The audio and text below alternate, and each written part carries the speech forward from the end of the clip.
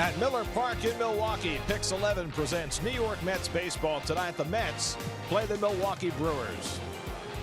New York Mets baseball is brought to you by the Hyundai Better Than Ever sales event going on now at your Hyundai dealer. By Spectrum, join America's fastest growing TV, internet, and voice provider. By Land Rover, above and beyond. By Heineken, open your world. Enjoy Heineken responsibly. By Memorial Sloan Kettering Cancer Center, more science, less fear. And by Nissan, take on the unexpected with Nissan's available Intelligent Safety Shield technologies. Now, this is a different kind of place, Miller Park in Milwaukee. Do you know that they sell more bratwurst than hot dogs at Miller Park? Over 775,000 bratwurst over the course of the season, and that doesn't even include the sausages that people bring themselves to tailgate before the game. It truly is a special place. Did you notice that they eat a lot of sausage here in Milwaukee? And they run sausages too. And a pleasant good evening, everybody, and welcome to Milwaukee. Gary Cohen, Keith Hernandez with you tonight. Stop coughing, Keith, as the Mets play the middle game of their three-game series against the Brewers. Well, last night, with Lucas Duda's return to the lineup, T.J. Rivera moved over to play third base, and T.J.'s playing there again tonight, which means that Jose Reyes has to take on a somewhat different role for this team. Well, this was his original role, Gary, when spring training started, and everybody thought that possibly David Wright had a chance to play. I didn't believe that David would be able to answer the bell, but he was going to be the utility guy. He was going to work in center field, left field, a shortstop, third base. Well, now with Duda back and T.J. Rivera, youth will always be served, and he's hit 300 last year. He's hitting over 300 right now, doing a terrific job. He's going to stay in the lineup. The pitching hasn't been as good as it's supposed to have been. Terry needs the best offensive lineup that he has. So Jose can be a very positive factor on that bench, or he can be a negative factor on that bench. We'll keep an eye on that, but I'm hoping that Jose will be a good teammate here and wait for his opportunity, and they'll come because Cabrera will need some rest. He will be able to play some third base. He's not going to be sitting the pine for a long time. He'll be sprinkled in. Terry's mantra has been you hit, you play, and right now T.J. Rivera is hitting. What the Mets have not been doing well is pitching. Robert Gsellman has won his last two starts, but he's yet to have a really crisp outing. Well, bullpen that has been taxed, and Gsellman has only gone over 5 innings in 6 of his starts once. That was against the Phillies, where he went 7 innings.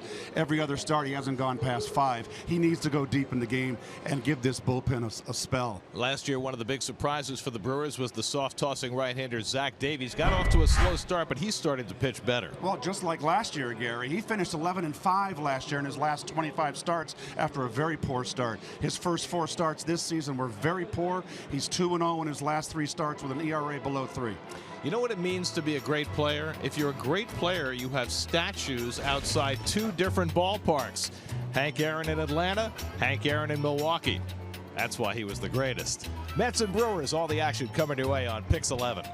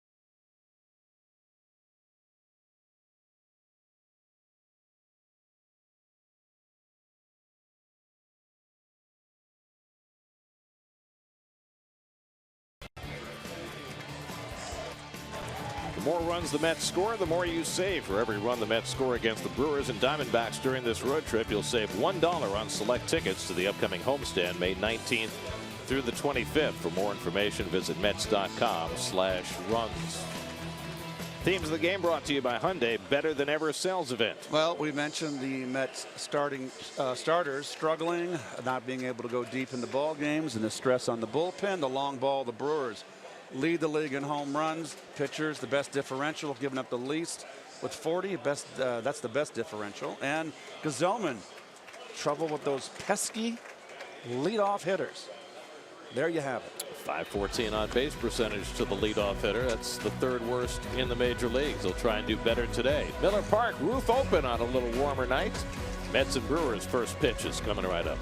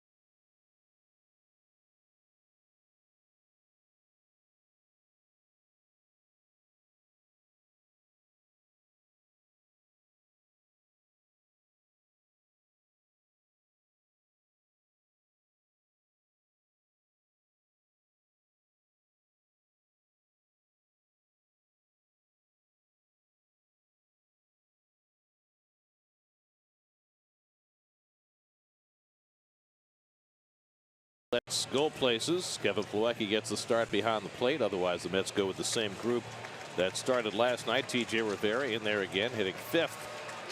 And the Mets can bunch the left-handers, Granderson and Duda, because the Brewers do not have a lefty in their bullpen. Yeah, it's nice to see the retractable roof pulled back 75 degrees as we approach game time. The temperature is supposed to plummet. It might be in the 50s by the time the game is over. But it's awfully nice right now, so the roof is open for the start of the game tonight. This game was always meant to be played in the outdoors, don't you think, Gary? Yeah, unless it gets cold. Except April when it gets and cold, September in Montreal. We all complain when it gets cold. Especially you. Yes, that's true. And here's the starting pitcher for the Brew crew here, and that's Zach Davies. And we mentioned off to a slow start. He's not an overpowering pitcher. He's got a great changeup, curveball, sinker, moves the ball around. Key to his success is his changeup, his secondary pitches, getting them to the right spots. And we'll look at the Brewers defense. That's brought to you by Nissan. Hernan Perez, we mentioned last night. He's started in all 6 positions, in 6 positions this season so far. Eric Thames over there has just had off to a terrific start at first base, coming over from Korea. And behind the plate, Jet. I won't say Joan. Jet Bandy behind the plate. Jet Bandy had himself a terrific night with the bat last night. You see the pink chest protector and shin guards, and of course all the players wearing pink trim tonight and tomorrow in honor of Mother's Day. Starting a little bit early today. Yeah, I thought it used to always be on just Mother's Day, right? Well, they've expanded. There's no holiday that you can't turn into a festival. So this is now the Mother's Day festival. And who better to honor for the long term than the moms? That's true. It's like combining President's Day. Remember, it was George Washington and Lincoln. Yes. Right. They were right next to each other. Then they combined them. And they got a whole weekend out of it. But I disagree with that. Well, there's pink all around the ballpark. So happy Mother's Day, everybody. Tomorrow. Michael Conforto leads off. Michael took a rare 0 for last night, went 0 for 4. Zach Davies' first pitch is taken low, and we're underway. Davies just 24 years old. He is 5 months older than the Mets starter tonight, Robert Gsellman. Davies really burst on the scene last year. He was a Baltimore Orioles draft pick, traded to the Brewers at the deadline 2 years ago for Gerardo Parra, and he came out of nowhere last year to have a really fine season, and came into this year as the Brewers' #2 starter. Conforto greets him with a base hit into right field, and that ball goes all the way back to the warning track. Botched around there by Santana, so Conforto takes a turn, but he'll stop at second base with a leadoff double. Thought he could have had a shot at 3. And Conforto continues to rake. And there you go, a little more out in front a little bit. Look at the hands extend. I cannot tell you how fine he looks at the plate. And here we are here. Now this is a play where the ball's down the right field line. He doesn't pick up his third base coach. You pick up your third base coach here. Ball's behind you.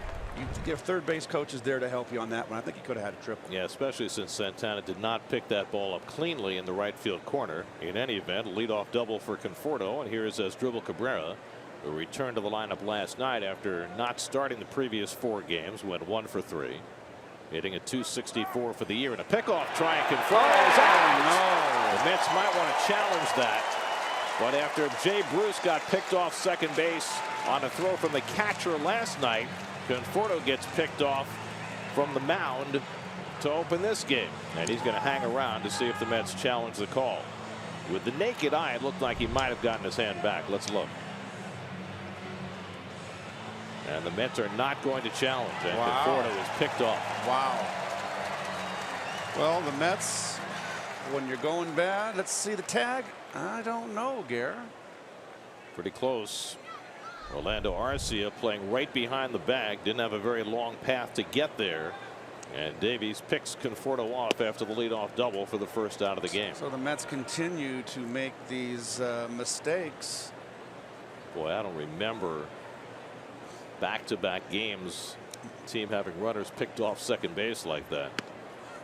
Bruce was picked off after the Mets had rallied to tie the game in the 6th last night, and now Conforto tonight.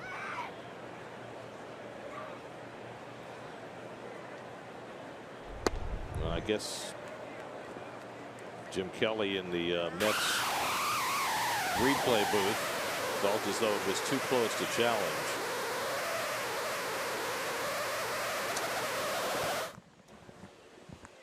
Cabrera whapped on the ground for VR, the second baseman, and that's the second out.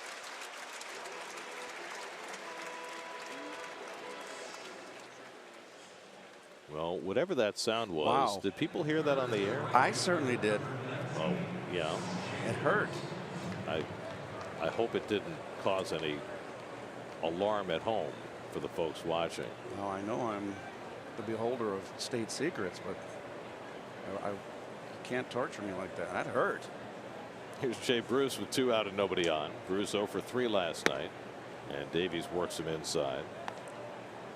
Jay Bruce loves hitting in this ballpark.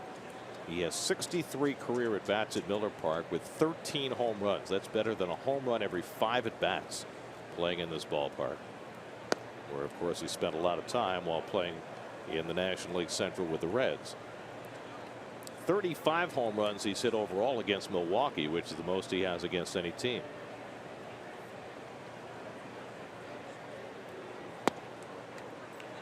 So as far as the Brewers are concerned, Bruce is like Giancarlo Stanton is to the Mets. Davies quickly behind him, 3-0. And there's a strike.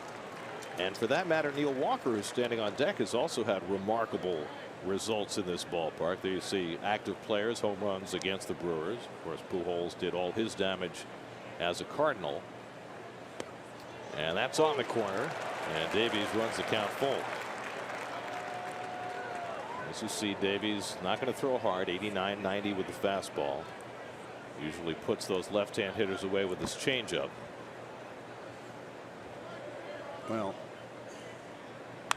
and he comes with the fastball, and Bruce fouls it off.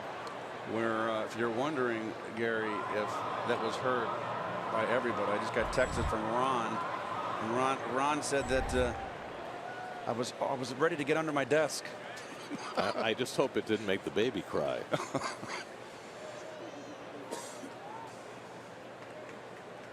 Two out and nobody on. 3-2 to Bruce, and he taps one on the ground slowly. Charging is Arcia, the shortstop, throws him out, and that ends the inning. So a leadoff double by Conforto, but the pickoff puts a crimp in the Mets. Top of the first inning, as Davies takes Conforto off the bases. Mets come up to the bottom of the first with no score.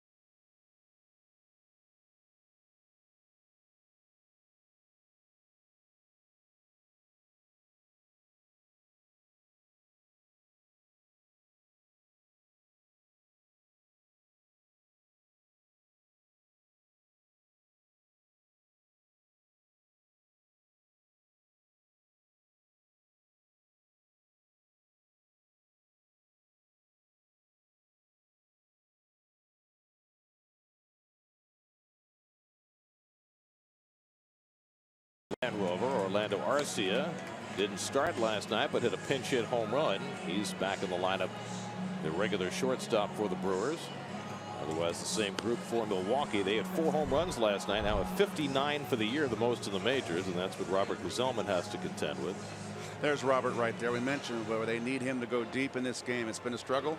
More hits given up than innings pitched. Has not been able to go deep in ball games. Only one time over 5 innings. This bullpen needs a spell.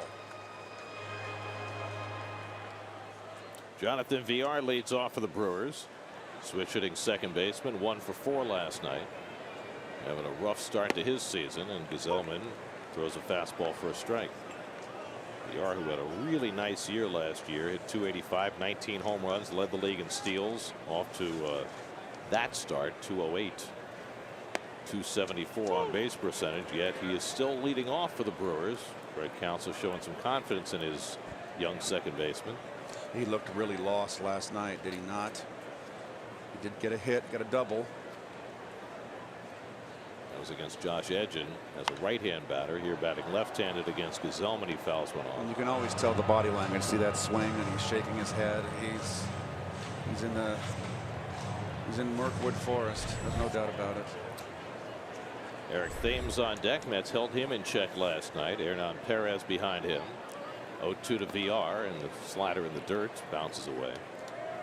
First innings have been troublesome for Gsellman. His lifetime ERA in the first inning is 7.24. If he gets past the first, he's usually in pretty good shape. It just looks funny, doesn't it? All that pink. And VR strikes out on the sinker, and Gsellman has a strikeout to start the night. And the Metsy defense, and it's brought to you by your Tri-State Honda dealers.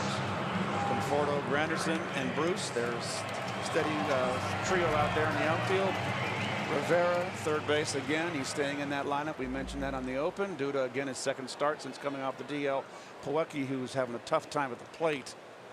Eric Thames with the left side open, tries to bunt his way on, but he bunted it right back to Gsellman, and that's the second out. Boy. So a good idea, but very poor execution by Thames. Well, as far as I'm concerned, early in the game, Gary, guy's got 13 home runs. I want him swinging the bat. That's a gift. Thank you very much.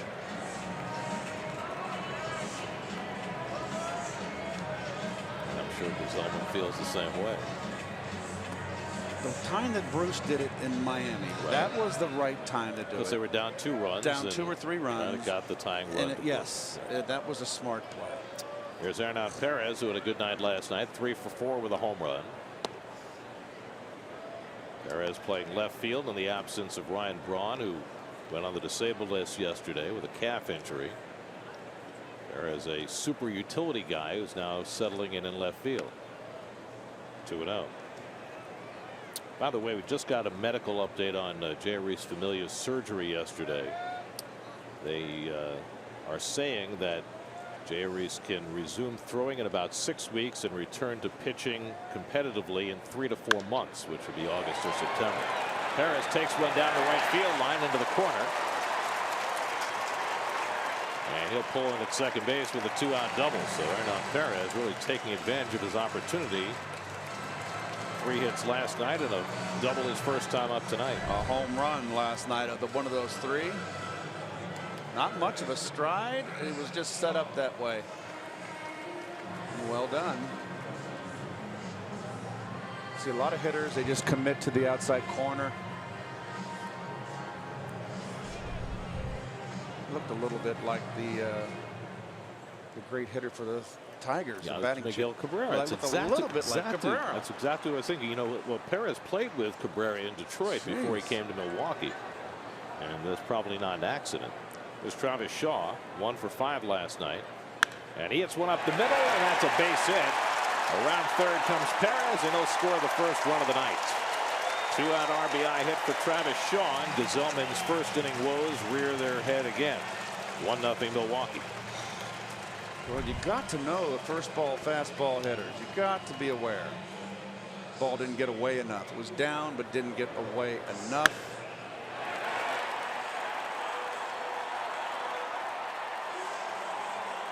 I mean, I would think for a pitcher, I know Ronnie's listening under the desk back home, you would have to know who your first ball fastball hitters are.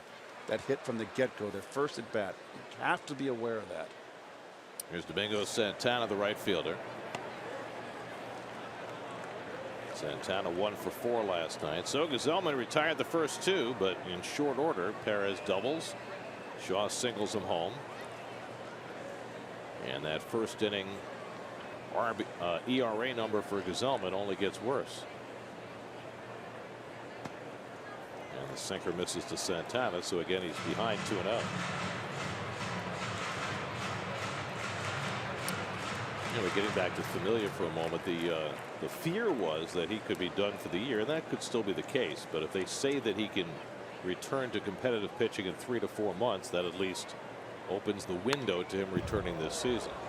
And that's what the Mets were hoping for. Well, it'll be, I think, a decision to be made if the Mets are contending, and if it goes the other way where they're not in it, I think they'll probably maybe just play very safe with him. Well, for obvious reasons. We'll see how that's obviously to be decided far down the road. Right. We've got 128 games left. But I'll say this: if the Mets expect to be contending in August or September, they've got to go out and get some relief pitching. Yes, they do. Otherwise, they've got no chance. Well, they would certainly make it very tough on themselves. I mean, with the limited number of innings they're getting from their starters right now, and there's no reason to believe that that's going to change appreciably. This bullpen will get burned out by the All-Star break unless they get some help. Taken the other way, a base hit for Santana. So 3 straight 2-out hits for the Brewers after 2 are out. And 2 to the opposite field against the right-hand hitters, which shows me that probably their scouting report is that Gazelman goes the other, likes to pitch away from right-handers. But I think Gazelman throws inside a lot. Well, the numbers will tell you that Gazelman has gotten tattooed by right-hand hitters this year. The righties are hitting .354 against him. Correct. Nearly 100 points higher than the left-hand batters. It's the same thing with the other pitcher. Right. It's even worse with Davies. Right-handers hitting .408 against him. Lefties .214. Now, that's a big difference right there. So now Jet Bandy, the catcher who had a double and a home run last night.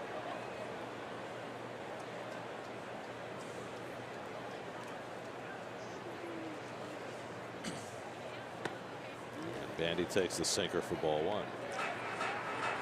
Well, this was certainly not what anybody would have expected when the year began, that the Mets starting pitchers would have the second worst earned run average in the National League. You would think, okay, Cincinnati is always there. That's right, 3 NL East teams. What does that say about the division? You knew Miami was going to struggle with their starters. That's grounded foul, and you know, the Braves imported some veterans, but especially Colon has not pitched very well at all. So, well, look at this, Gary. There's only 4 teams in the National League with team ERAs of under 4. That to me is just offense, offense, offense. Well, home run, home run, home run. The surprising piece of that is that so far this year, the National League is outscoring the American League, which is very unusual. You know, that kicks away from Plawecki, and the runners will move up. So it might be a cross up here. So an ugly first inning continues for the Mets. They need to get this 3rd out. Doesn't look like he was crossed up. He just missed it. So it's a pass ball charge to Plawecki. So already in this first inning, the Mets have had a runner picked off second base, given up 3 straight 2-out hits, and now a pass ball, which really opens the door for Bandy with 2 in scoring position.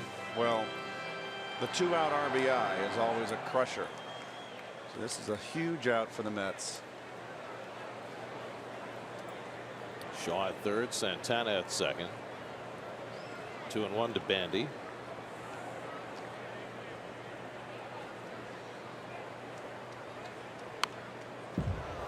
Slider fouled off. 2-2.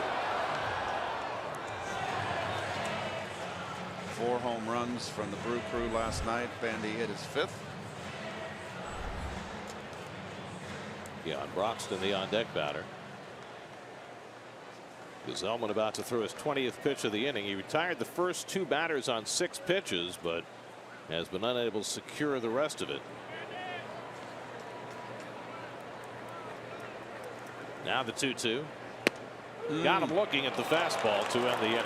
Good pitch. Second strikeout for Gesellman, and he limits the damage to 1 run. 1-0 Milwaukee after 1.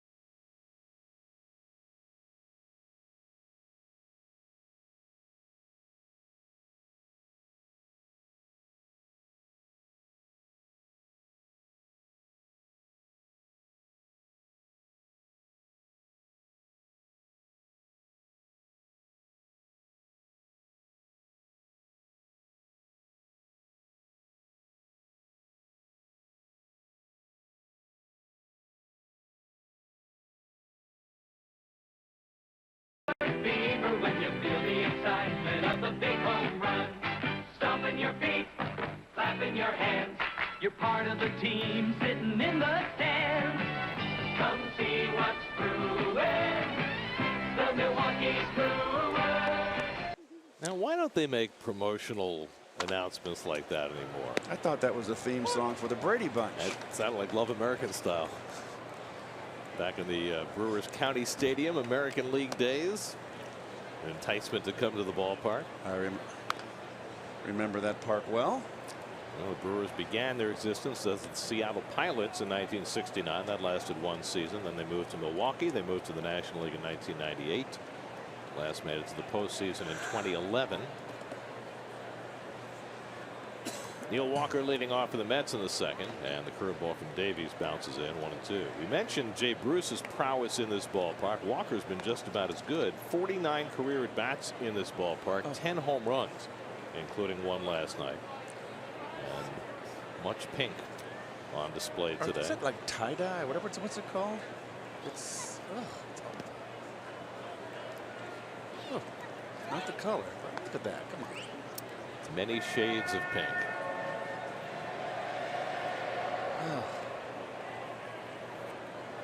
I'm glad I'm retired. Well, so am I. Otherwise, you wouldn't be in the booth. You'd have to give me a microphone down on the field. 2-2 coming, and Davies runs the fastball in the inside corner to get him looking. Well, that's what Davies at his best. Sorry, Gary. I didn't mean to step on you there. That is a good pitch, and that's always. And Ronnie will say this too. You have to pitch inside, even if you're a soft tosser. You pop it in there and sneak it in a sneak attack with 2 strikes to get that strikeout looking. Good pitch. First strikeout for Davies. Here's T.J. Rivera. 1 for 3 last night.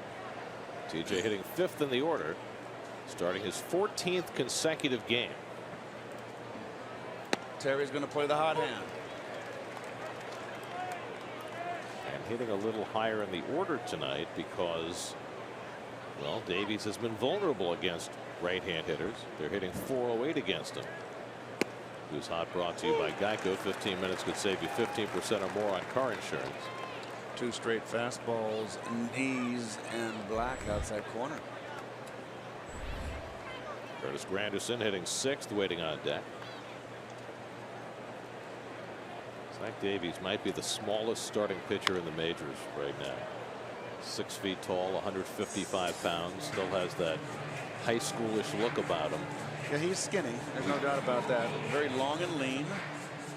Has been underestimated at every level. He was a 26th round draft pick by the Orioles coming out of high school. I mean, if I was 154 pounds, Gary, I'd lie. I'd say it was 164. Who knows? They don't know any. They don't know any better. Those people that put these press books together, you can fudge 10 pounds here and there. Or you can just drink a lot of milkshakes. I mean, I've never, had that problem of feeling as though I had to eat more to put on weight. But some people have that. Because usually when you come up, you have when you first come up to the big leagues, you have your bio. The PR people will ask about the things you like and da-da-da-da-da-da. And that goes into the press book. But, your life changes, and but you're be 10 years later and you're a different person, and it's still in the bio. You're 100. I came up 190 pounds, and I was 190 pounds when I was 205. Curveball drilled to center field. Brock still off to play it on a hop, and T.J. Rivera has another line drive hit. Well, he had a fall behind 0-2 and battled his way on, so he continues to shine. Hanging breaking ball up, right down the outer half, stayed right in. It's another one of those toe tappers. TJ, that front foot, no stride, just a lot of toe tapping, a lazy breaking ball. Very nicely done. So the Mets have their second hit. Rivera aboard with 1 out. Here's Granderson, who was 1 for 4 last night. Curtis's only hit last night was an opposite field double in the 9th inning as the Mets tried to rally from far back.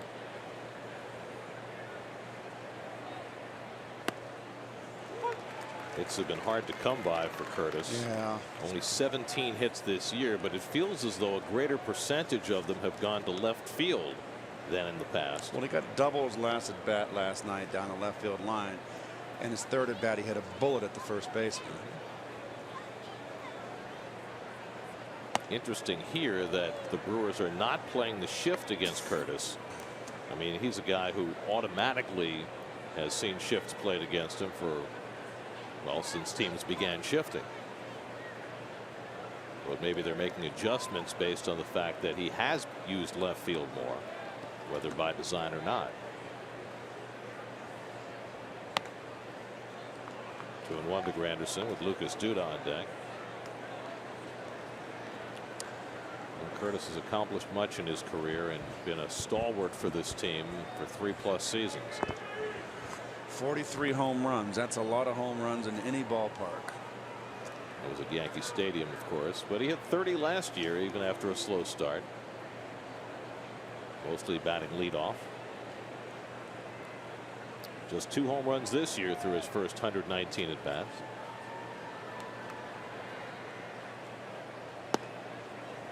He takes low and in, 3-1. Lucas Duda hitting 7th in the order, waiting on deck. Lucas made his return to action last night after missing 3 weeks. Rivera at first and 1 out.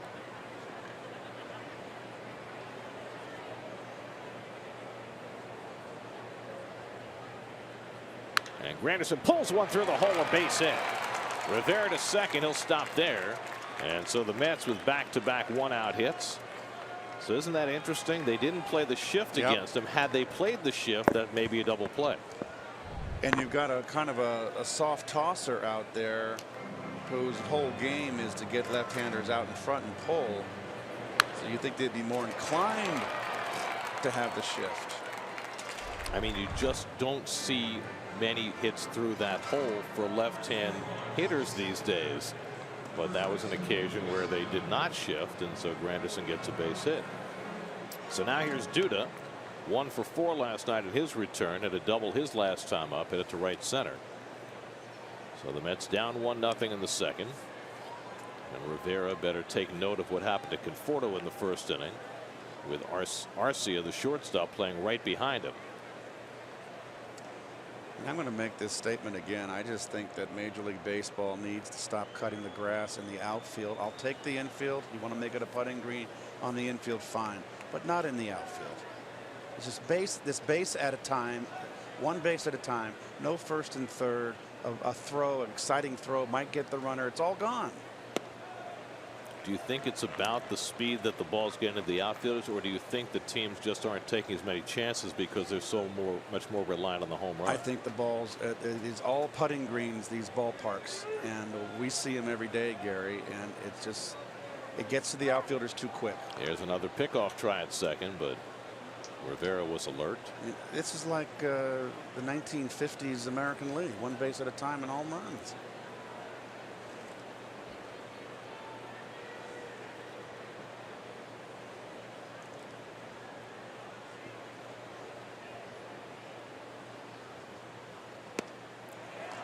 Change up in for a strike to Duda, 1-1. Of course, part of that is the fact that the Mets just don't have very much team speed. They don't have a lot of speed, but you don't have to have good speed. Rivera, TJ, has enough speed to go first and third. He's an above average runner.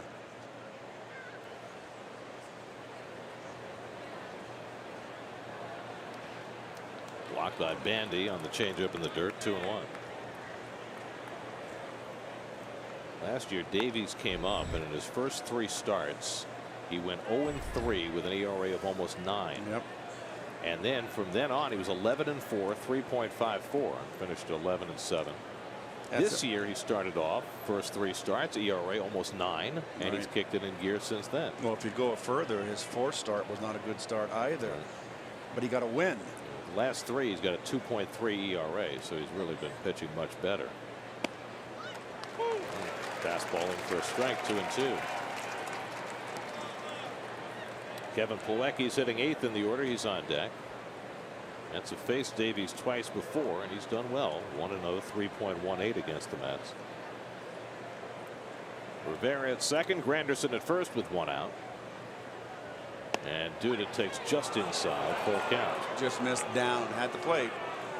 A little bit low. That's the pitch he struck out Walker on earlier in the inning.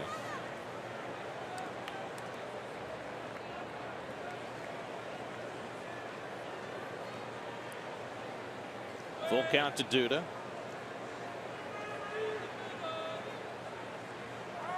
And another pickoff try. How about that? Well, he's 1 for 3. Those are the numbers for Davies last year. He and Junior Guerra both came out of nowhere last year for the Brewers to be their best 2 starters. Guerra was their opening day starter this year, but hurt his calf and hasn't pitched since. In the dirt, ball 4, and Duda's on with a walk to load the bases.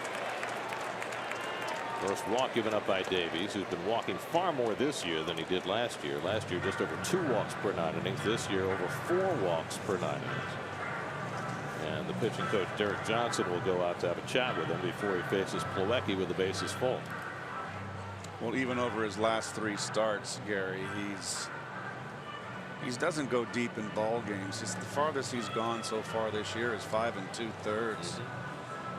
So his last 3 good starts, he had a 1 walk, then 2 walks, then 3, all, and you're talking 5 innings. That's 3 walks in 5 innings is not good. In fact, if you go back to last season, his last 9 starts dating back to last year, he hasn't gone as far as 6 innings in any of them.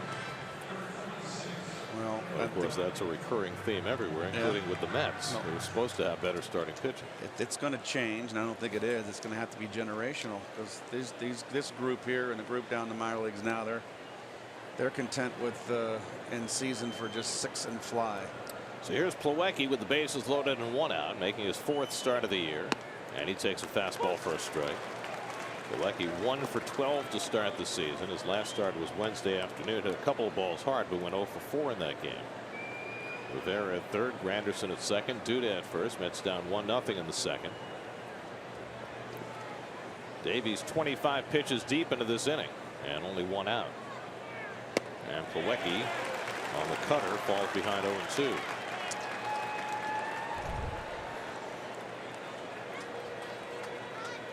Just off the strike zone, chased. Tough pitch to lay off. Didn't miss by much.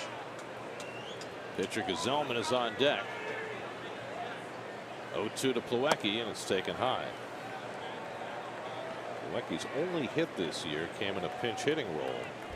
An RBI with it too, yes, right? He did. Ground ball between short and third, I believe.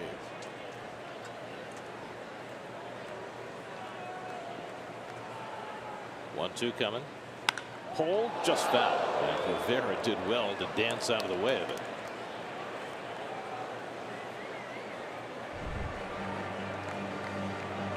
Why you take your lead in foul territory. Very well done. He's got the sprint. He got the bounce in his feet anyway. He's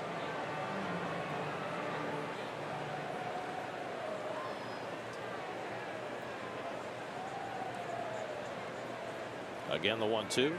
Oh, bounces that changeup, and it's 2-2. Why would he want to throw a changeup there? Why not a slider after 2 fastballs in?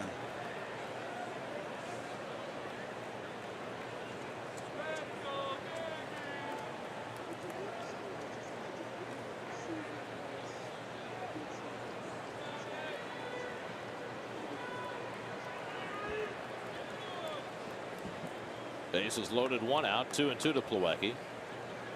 And another one in the dirt, 3-2. What kind of pitch selection is this? Well, you mentioned it earlier. His changeup is his best pitch, and it's more effective to left-handers, I would think. And now he's got himself in big trouble. Well, he was ahead on Plawecki 0-2, and now Kevin's worked it back to 3-2.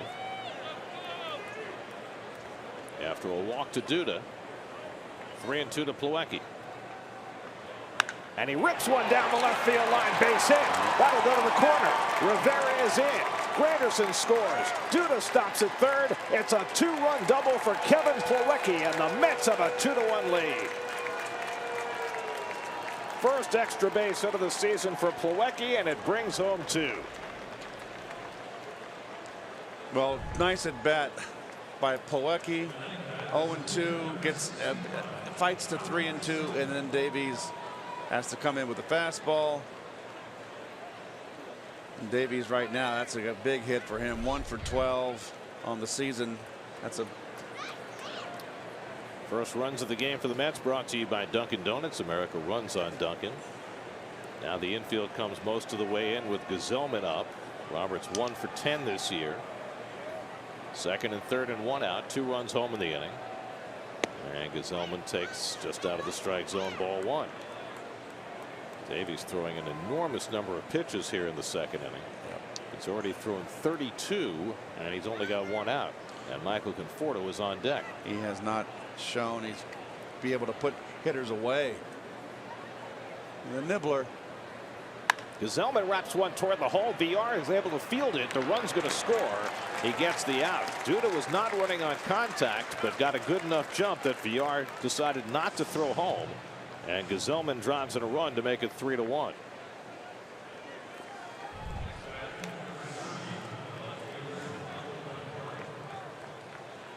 Well, I think he was on it. He just Lucas is a little slow getting started, Gary. I think that was a contact play.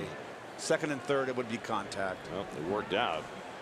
Except Plawecki did not go to third, which was a surprise. Which makes me think that it was not a contact. I know, play. but it wasn't that much of a hesitation from Lucas. So Plawecki's still on second with 2 out. And here's Conforto, who doubled his first time up, then got picked off second base, and he takes a fastball for a strike. So the Mets, using the bottom part of the order, plating 3 here in the second after the Brewers had taken the early lead. Plawecki drives in 2. Gazelman with the ground out drives in the third. His first major league run batted in. Now Conforto trying to pick up Plawecki from second. There's the better changeup from Davies, and it's 0-2. It's a much better pitch against the left-handers. Just can't believe how he just blew that 0-2 against Plawecki.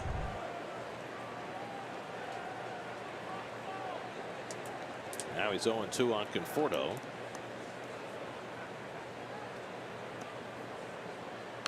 And he fouls it back, but Keith, doesn't it really just back up the numbers that we gave at the start? The fact that Davies has not been able to get right-hand hitters out, but has just had so much more success against lefties. And maybe that's why. That's a good point. To me, whenever there's a righty-righty differential where they're having trouble against their right-handers, it means their breaking ball isn't that good. He's got a big curveball, throws a cutter, but I think he believes in his changeup a lot more, as we saw in that at bat to Plawecki, where he's throwing changeups to try and put him away, and he couldn't figure out where to throw it. You think, like I said, after 2 pitches inside, that he would throw a little wrinkle on the outside corner. Plawecki chased on the second pitch. 1-2 to Conforto. And he hits one in the air to left field. Perez drifting over. And that retires the side. But the Mets put up a 3 spot at the top of the second. Kevin Plawecki with a big bases loaded hit. In the shadow of Arthur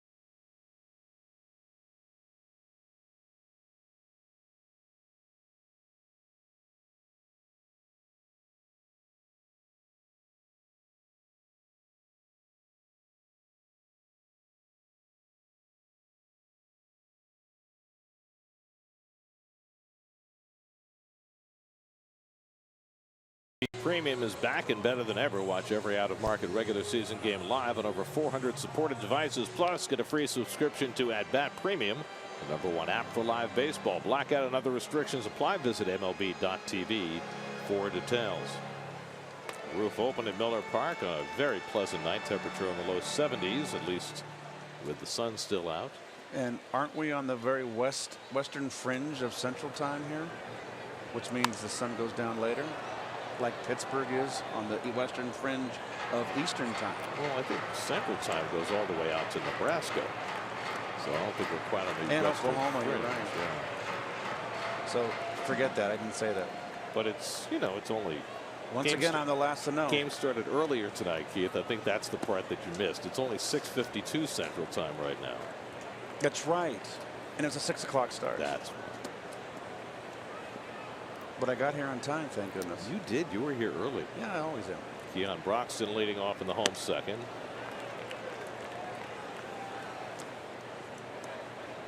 Broxton's been red hot with the bat. You see the numbers recently. 1 for 4 last night, but he struck out 3 times and has now struck out 42 times in his first 102 at bats. That's hard to do. 2-2.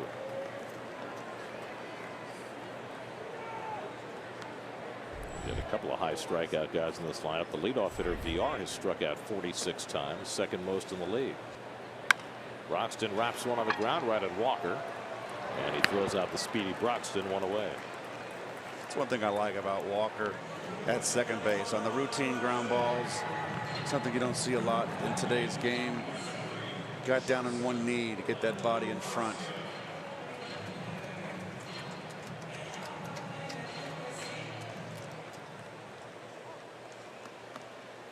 Were you ever a down to one knee guy fielding ground balls? No. No. But you like to see the second baseman do it. Yeah, because it takes longer for the balls to get to them. There's Orlando Arcia, the number 8 hitter. There's not any bad infields anymore in today's game. They've got it down pat. Let me tell you, they've figured it out. Beautiful infields. It is amazing. I mean, from when I started, which is, you know, about 30 years ago, you used to see bad hops all the time, and you see them twice a year now. It's I used to have to do a lot of gardening around first base because, you know, of all the bases, it's the one that gets trampled on the most. You got runners leading off, round in the bag. They get their divots in there. You have to go in there and do a little gardening in the course of a game. And all these years later, you're still gardening. That's right. It's where you picked up your skills. No, I hear you are you're a master with a hoe. well, I don't know about that. A little rake. I've got voles right now that are eating the roots of my roses, and I'm really not happy. Sharply hit. Cabrera boots it. Tries to recover, but way too late, and then throws it away, and it goes out of play. And so Arcia will go to second, and that's going to be 2 errors, I would think, on Cabrera. 1 for booting it and 1 for throwing it away. Yeah, that will be a 2 errors on 1 play, and I think I had 2 errors on 1 play in 1 game in my career too, and I don't recall. I think it was in Wrigley Field. The scorer just gave 1 error. Okay, so here's the error. Base error. Here's the error right here. There's error number 1. Now, how does he get to second base, scorekeeper? Has to be error number 2. The only way that it could be 1 error is if you're saying he had a chance to throw him out after kicking it in the first place. And now the scorer has just changed his mind and said it is 2 errors. So E6 to allow him to reach, and E6 to allow him to get to second. And the pitcher Davies bats. Davies 7 for 75 in his career, 1 for 9 this season.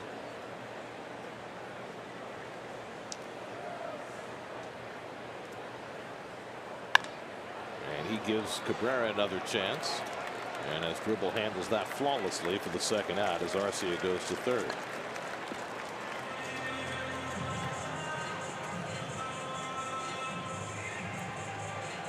So 2 out and a runner at third, and now Jonathan VR comes up. VR struck out his first time. Is it just me, or does it seem as though the Mets make more errors with Gazelman on the mound than they do with any other pitcher?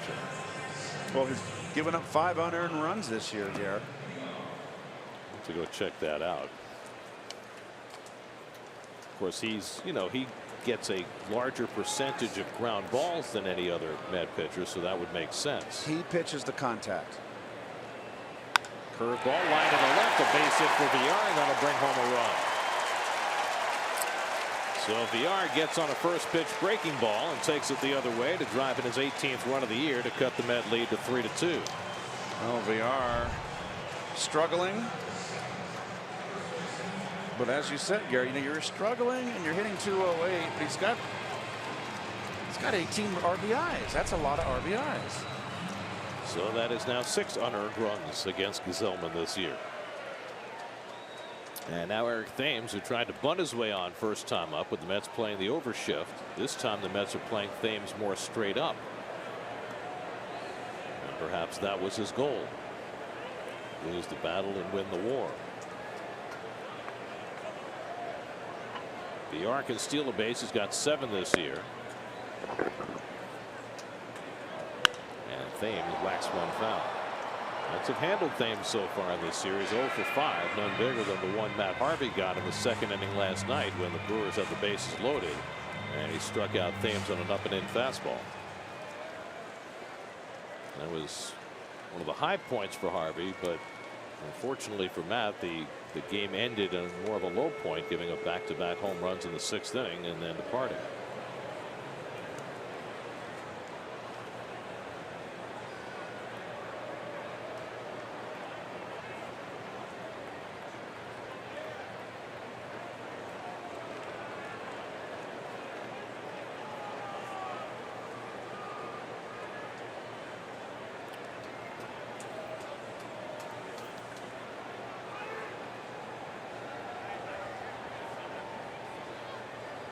There goes VR. Plawecki's throw is high, and VR steals the base. His 8th of the year. That's the 34th stolen base of the year for the Brew Crew. They're coming into this game 3rd in the National League in stolen bases. Well, VR led the league last year. He had 62. Probably have more right now, except he's not been getting on base quite as regularly. So a runner in scoring position for Thames. We're talking about Gesellman and ground balls. 59% of the outs for Gesellman have been on the ground this year. That's the 5th highest of any starter in the National League or in the major leagues. So he has been a particular ground ball pitcher, which is what you'd expect from a sinker baller. A change up off the plate, and it's 3-1. Pitching very carefully to Thames in his 13 home runs. And on those 13 home runs, you can add on 9 doubles. So left-hand hitter, open base. But you got a red hot Perez in the on-deck circle. And Thames fouls one straight down on another changeup, 3-2.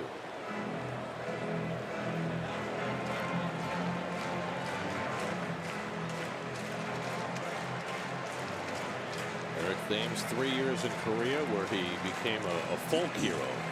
Couldn't even go out to restaurants without being inundated. Oh, he hit over 40 home runs one year, did he not? No. 2nd year there.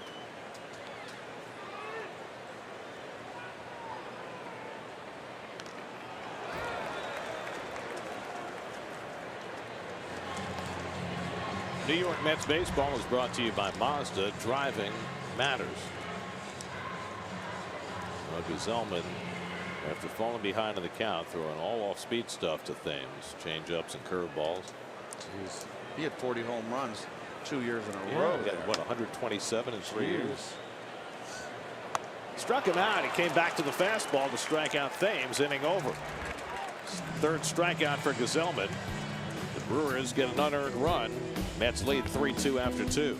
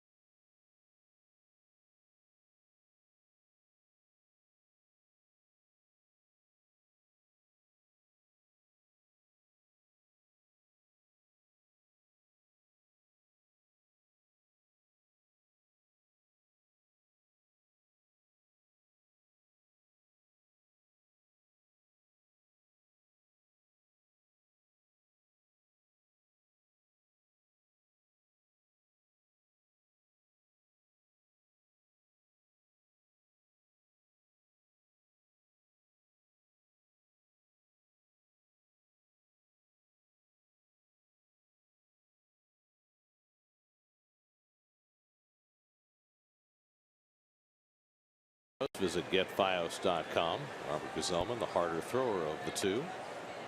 Yep, we've had some high-scoring games here. We kind of figured we'd come in here. The Brewers have been red hot offensively. This would be the hitter's park. More so with the roof open today. I shouldn't say tonight. This afternoon, late afternoon. It's funny, they say here the ball travels better when the roof is closed, which is odd. In Arizona, it's the other way around. Travels much better with the roof open. Now they've got the roof open, but the window's closed, and I wonder whether that has an impact. The wind is blowing out of the north tonight, which would be blowing in, and they've got those windows closed, so that probably makes the ball travel a little bit better. 0-2 to Cabrera, and that one comes inside, hits him in the foot, and the Mets have a leadoff base runner.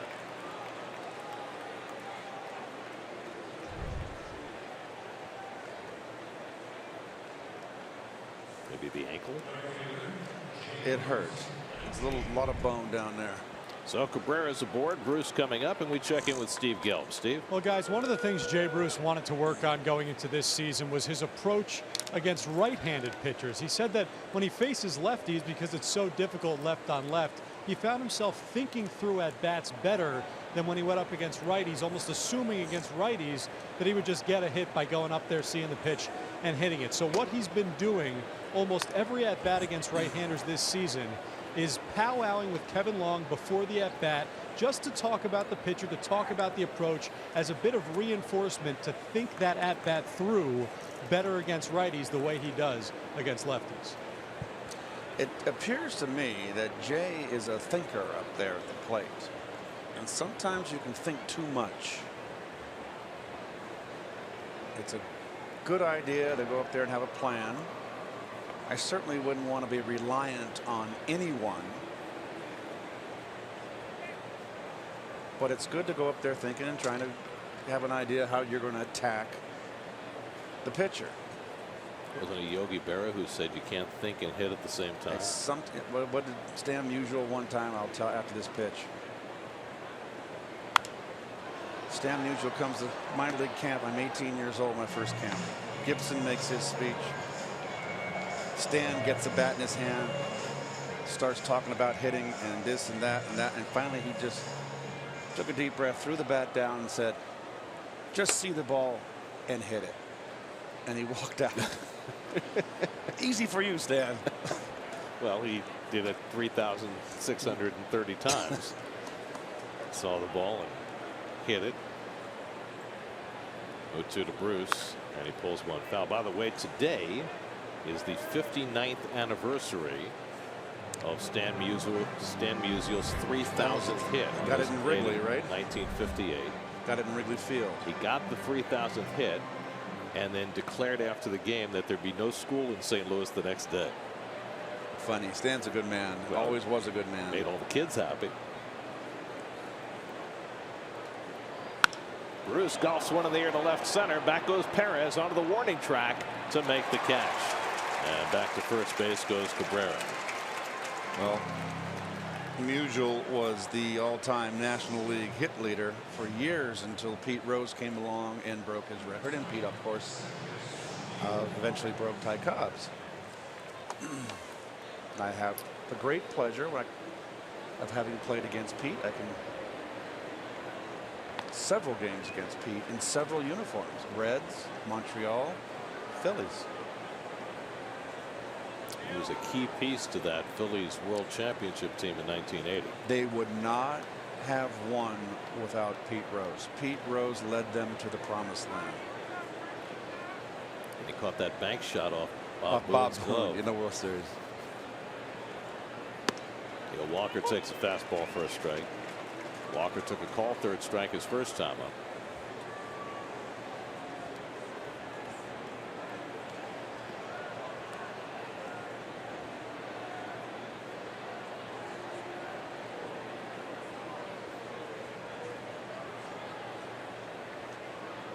And he sets up inside again.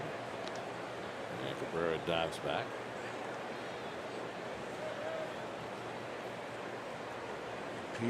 Pete was the one that came up to me and said, "Keith, this game is 162 games.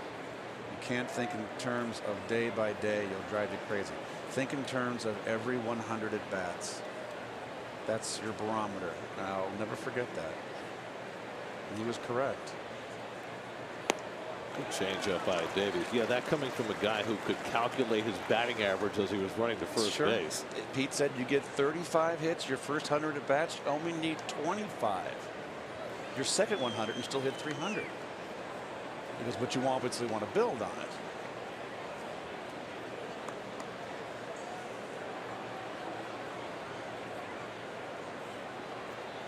Davies ahead of 0-2. He's been ahead on all 3 hitters in the inning. And that's ripped into right field. A base hit for Walker. Around second, Cabrera. He's going to go first to third. And the Mets have runners at the corners with 1 out. So Walker on an 0-2 changeup, able to hook one into right field. Slowly but surely and very quietly, Neil Walker is starting to swing the bat from the left side.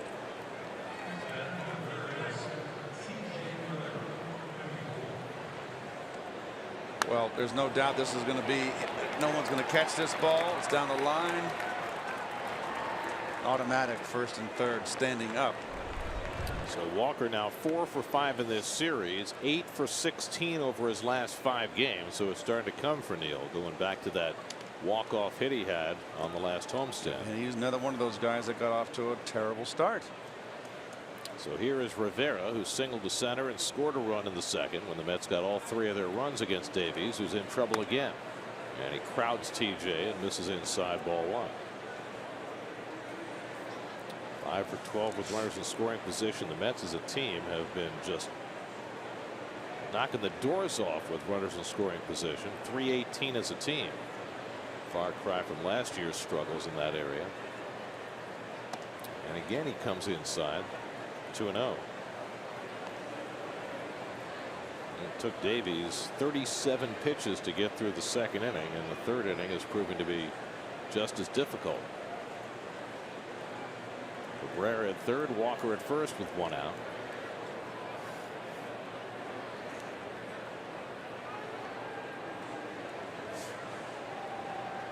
And Rivera pops it up.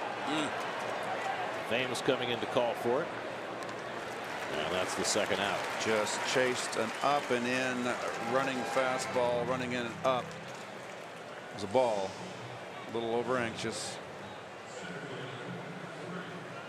So that leaves it to Curtis Granderson. Curtis pulled a base hit through the hole into right his first time up, and then came home to score a run.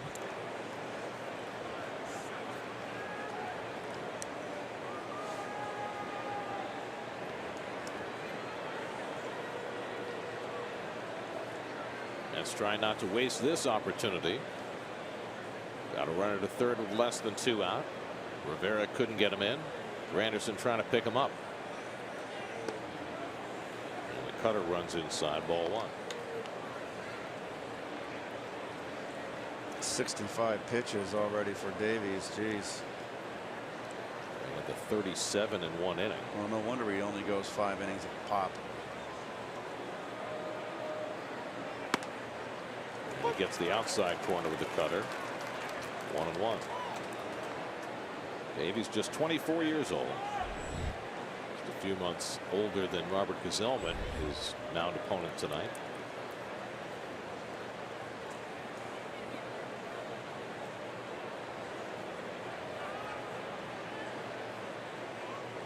And the curveball, Granderson couldn't catch it. 1-2.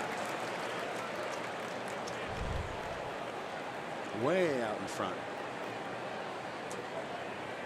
Just like Curtis doesn't pick it up to be out in front that much.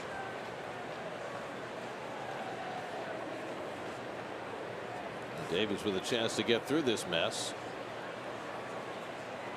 1-2 coming. Another curveball. Granderson fouls it off.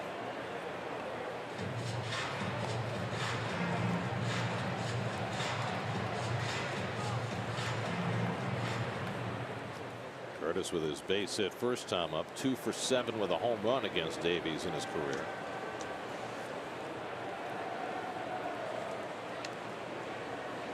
Cabrera at third, Walker at first. And Granderson hits a comebacker. Davies makes the play and he gets himself out of trouble. Mets strand 2 in the top of the third, still lead at 3-2.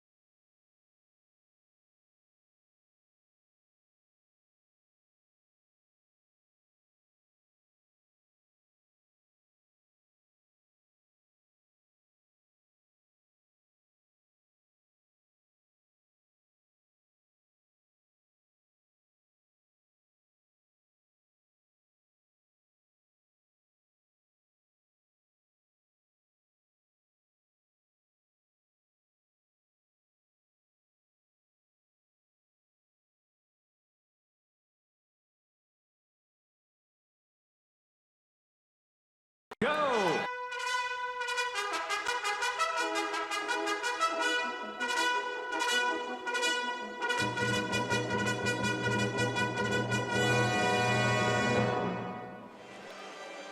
Now, fear not, that was not tonight's actual sausage race at Miller Park. That is still to come, but we figured we'd give you a little taste of sausage.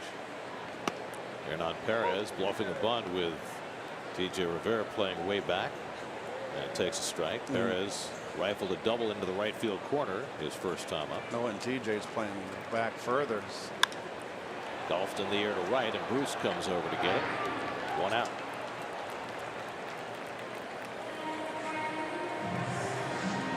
So Gazelman, who has had trouble getting leadoff hitters and innings out this year. Keith mentioned the stat at the top of the broadcast, .514 on base percentage against him leading off innings. He's retired the leadoff hitter all 3 innings so far tonight. Small moves. He's due for a good outing. There's Travis Shaw, who drove in the first Milwaukee run with a base hit up the middle.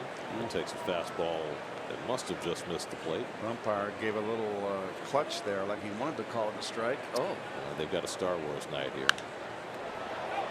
Shaw lifts one to left. It's carrying well out to Conforto, but in front of the warning track, he makes the grab. 2 out. So 2 up and 2 set aside on fly balls by Gazelman. Not generally his stock in trade. And now we'll take on Domingo Santana with the bases empty. Santana had a base hit to right field his first time up.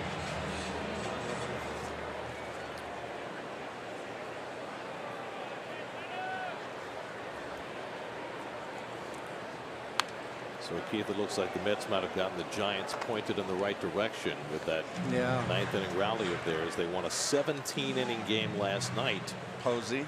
Buster Posey, who had caught 269 pitches to that point, hit the walk-off homer in the bottom of the 17th. The latest the Giants have ever had a walk-off home run, going all the way back to their New York days. I thought the most recent was the Warren Spahn Marichal game, correct? 1963. Right. Willie Mays hit the home run in the bottom of the 16th to break up the scoreless game. And then the Giants came back and won today. Good pitching by Matt Moore. He worked into the 8th. And they beat the Reds again 3-1. It's the best stretch they've had all season. Santana swings over the changeup, and it's 2-2. Justin Ruggiano homered for the Giants today, his first home run since he hit the grand slam against Bumgarner for the Mets last year. Fastball inside from Gesellman, full count. Robert hasn't walked a batter so far tonight. He struck out 3. Santana batting with 2 out and nobody on. And he wraps one toward the middle of the diamond. That'll go through for a base hit. Didn't hit it hard, but found the right spot. And Santana's 2 for 2. Well, both teams now have 5 hits. Baltimore chop.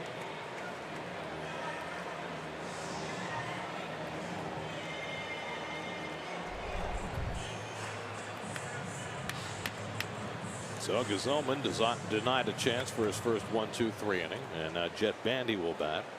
Bandy came up with 2 in scoring position in the first inning and took a call third strike from Gesellman.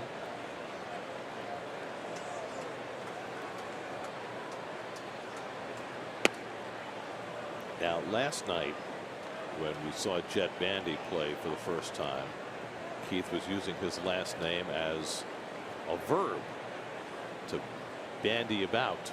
Yes. To discuss. And pulled toward the hole. Cabrera on the backhand and gets it to second in time for the out. Beautifully done by Cabrera, and the inning is over. So as Dribble, who had a rough second inning, booting a ground ball and throwing it away, makes a terrific play in the hole and gets the force play on Santana to end the bottom of the 3rd. On the money. Walker kept his foot on the bag. Still 3-2 New York after 3. nice stretch from Walker.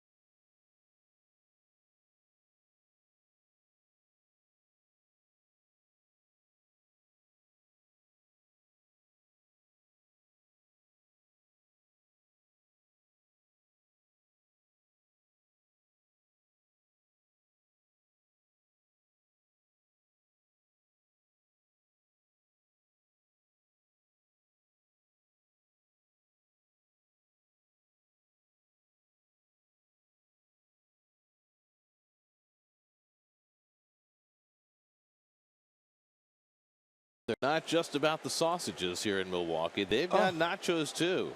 Folks, you can definitely put on some pounds coming to this ball yard. Lucas Duda takes a curveball for a strike as we start the 4th inning. Lucas walked and scored a run in the 2nd. Lower 3rd of the order for the Mets, who was productive first time around. And Duda is drilled by the pitch. Get him on the knee? Yes, it did. Looked like or did it hit him on the pad? Either way, it stung. And the second batter, Zach Davies, is hit. He's led off each of the last 2 innings by hitting a batter. Well, that's his 3rd hit batsman of the season. Gesellman has 4 hit batsmen. This one sounded bad. I got him right on the knee. Yeah, it did, on the side of the knee. That away, Luke. Get up. Fortunately, it looks like he's able to walk it off with no problem. That's it. Don't let him know he hurt you. That's it. Oh, no. That's not a good spot. Well, better for Lucas than it was last night for Chris Iannetta. Did you see that? Oh. The Diamondbacks catcher. Terrible. I mean, he got hit in the face by a fastball from Johnny Barbato of the Pirates right between the nose and his upper lip. Broken nose, cut upper lip, multiple fractured teeth, but no concussion. Was in the ballpark today and told Torey Lovullo he could have played tonight. He's not playing tonight, but he said he could have. Of course, the Mets are going to Arizona after this series, but that was scary. And one photographer caught a still of the ball and contact.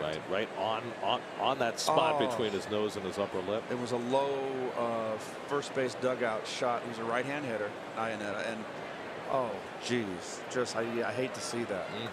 Fortunately, it looks like he's going to be okay. Plawecki has the big hit in this game. Kevin came up with the bases loaded in the second. Worked from an 0-2 count to get it full and then pulled a double into the left field corner to drive in a pair.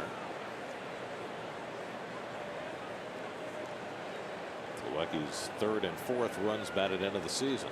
His first extra base hit. Batting here with Duda at first and nobody out. And he pulls that one through the hole, a base hit, and Plawecki's 2 for 2. And the Mets have the first two men out in the fourth. All fastballs. Plawecki likes to hit off that fastball right down the pipe. Way to go. I'm glad to see him kind of swinging the bat. It's been a tough road for him so far this year. So now Gazelman can come up and try and bunt the runners over. Robert drove in a run with a ground out his first time up. He has one hit and one sacrifice this season.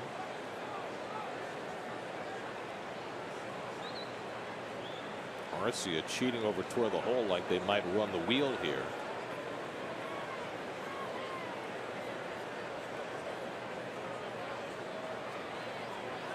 And they do run the wheel, and Gazelman takes a strike. And that is the improper way to run the wheel. You've shortstop. I know they got the second baseman that's holding the runner on, and you'll see this from the overview again. But he has to vacate because if he's going to hold the runner on second base, there's no way he's going to get over to first base in time to make the throw. So what's the right way to do it? The shortstop's got to get right behind the runner, tap his glove, and then break. And when he breaks to third base, the pitcher, that's his cue to throw home. Now he's backing up behind the runner at second. Right. That's where he should be. Let's see if they run the wheel this time or play it straight up. They're going to play it straight up. He's on his heels. Yep. And it's outside, and Bandy thought about throwing behind the runner. Oh, I got to finish the Jet Bandy story. Oh, yes. So we were talking last night. You were talking about using bandy as a verb. So I pick up the New York Times crossword puzzle today. 63 across is bat around, and the answer is bandy. On a Saturday too, the tough one. Which I have never seen in a crossword puzzle ever before. And it just happened to be the day after you were using Jet Bandy's name as a verb. They run the wheel and the pitch outside to Gazelman 2-1. So there's something karmic about that.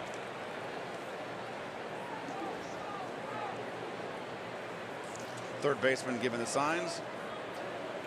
He just went through a series of signs. It's usually a corner infielder that gives the signs, and they're very basic. Again, Arcia cheating over toward third like they're going to run the wheel, and they do. And Gazelman gets the bunt down, and the throw goes to third from Bandy, and they get the out. The ball dropped on the transfer.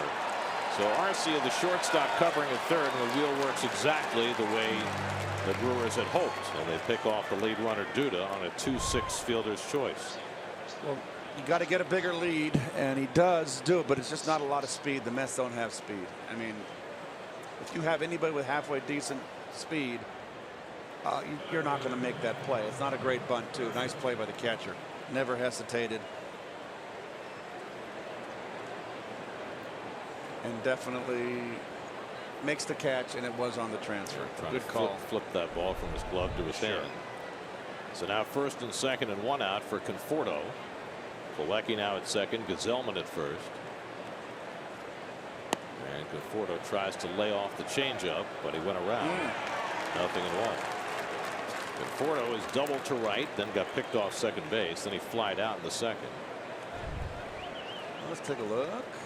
Oh, yet 9.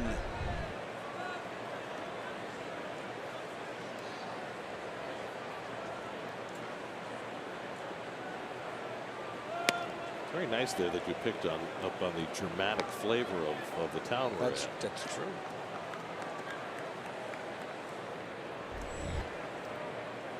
Jan Marinez is up in the bullpen for the Brewers as Davies' pitch count is up over 80, working with 1 out in the 4th. And Conforto swings over the changeup, and it's 1-2. 80 miles an hour. It takes a lot off of on his change. That was a good one right there, sinking.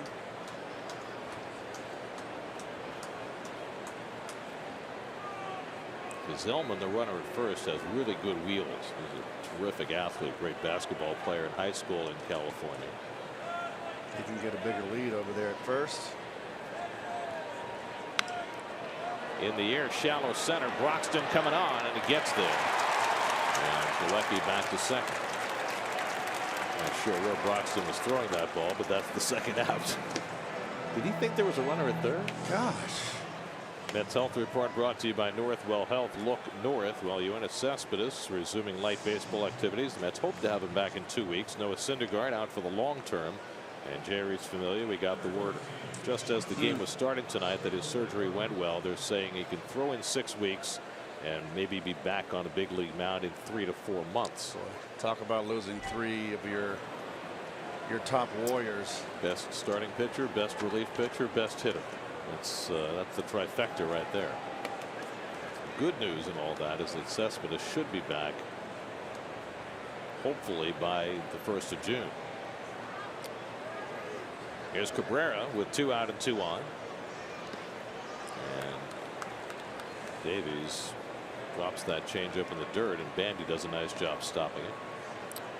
Well, the Mets had first and third and 1 out in the 3rd and couldn't score. They got the first 2 men on here in the 4th, and now Davies has a path to get out of this one as well. Plawecki at second, Gazelman at first with 2 down. So it's been a slog for Davies, but been limiting the damage these last 2 innings. Leads Cabrera back, and it's 2-0.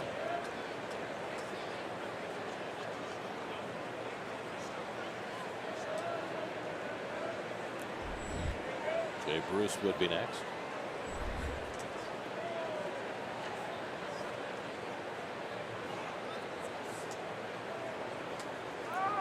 Pickoff try, but Plawecki had a very short lead. That's what, 4 times he's tried it? 4th. Well, he was successful the first one, so he's trying to find his way out of trouble in that manner again. He picked Conforto off in the 1st inning for the first out of the game. 2-0 to his dribble. And he whacks one foul, 2-1. And Zach Davies, 8th start of the year. The numbers are not pretty, but his recent numbers have been much better. Last 3 starts, 2-0, 2.30. Yeah. But this has been a real slog for him right from the start. He's just turning this into a slow motion affair.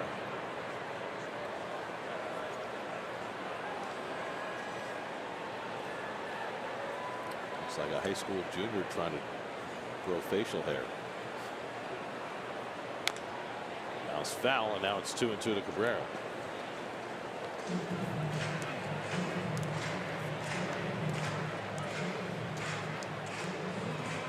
Finally got someone up in that Brew Crew bullpen, and that's not because of all the pitches he's thrown. Davies, born in the state of Washington, but moved to Arizona when he was 7 years old. Said he never would have made it to the big leagues had they not moved to a place where he could play baseball year-round. Drafted out of high school in Arizona by the Orioles in the 26th round in 2011, and then traded to the Brewers for Gerardo Parra at the trading deadline 2 years ago.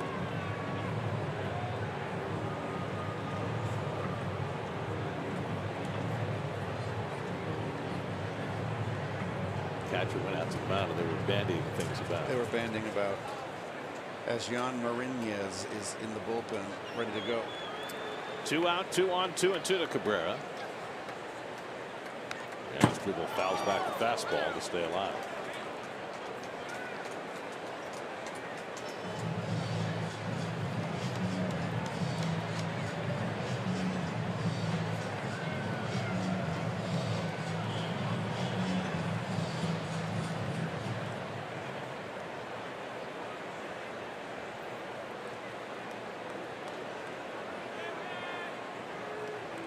Another 20-pitch inning for Davies. Jeez, he's taking forever to pitch too. Boy, boy. Put a line of firecracker under him. He's been in trouble every step of the way.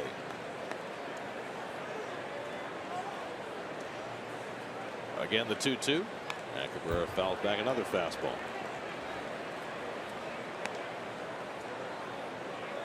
Will going with the pink bat.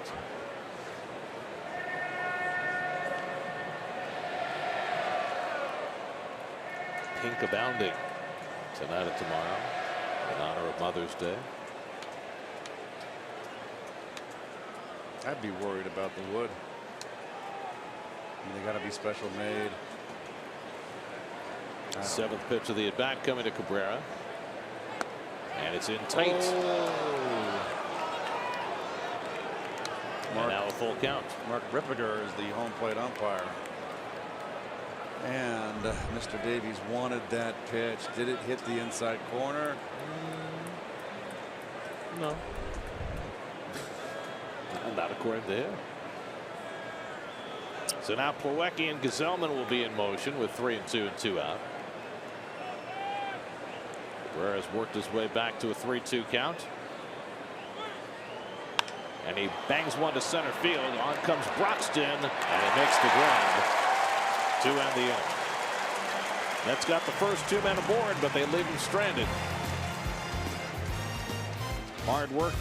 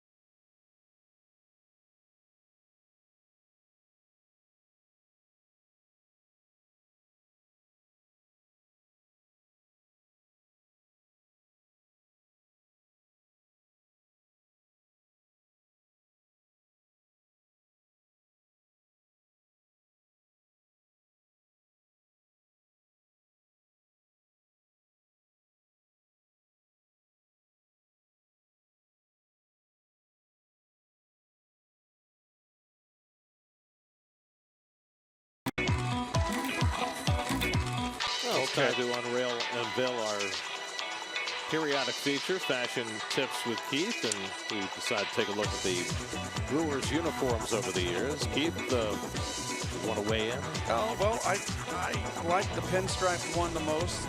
I don't like two-tone hats. There's Harvey right there. I never liked the polyester with the belt, these snaps. I do love the logo. I like the one third from the top, on the top, 3 over, and the 3 into the middle. The 1-2 over from the pilot's uniform. Yes, with the pinstripes. The pinstripes. I like that one best. I do love their logo on their hats. The MB. It looks like I a never hand. knew that for years. Yeah. And that MB is very, very covert. It's like sneaks up on you. I'm like you. When I was a kid, I thought that was a hand. I had no idea it said MB. I thought it was just a glove. Right. So I think that's very clever. It's amazing that a franchise that did not begin in Seattle till '69 or Milwaukee till '70 has had that many different looks over the years. I mean, you think about the Mets, and you know they've gone to some different script or block letters. And Rivera can't make the bare hand play. There was no way he was going to throw out the speedy Broxton anyway, and that's an infield hit to start the bottom. Well, the only chance they had to throw him out was if Rivera could cut it off, and he couldn't get there. And he only had one play, and that was the bare hand. Either way, Broxton was going to beat it out. So he's at first to start the 4th inning. First time the Brewers have had the leadoff man on tonight. There. Got the pink version of the MB on the sleeve and on the helmet So there. it's pretty if you look for it. There's the M on top, and there's the B. I think it's very clever. And the middle of the glove with a baseball. I think that's very creative.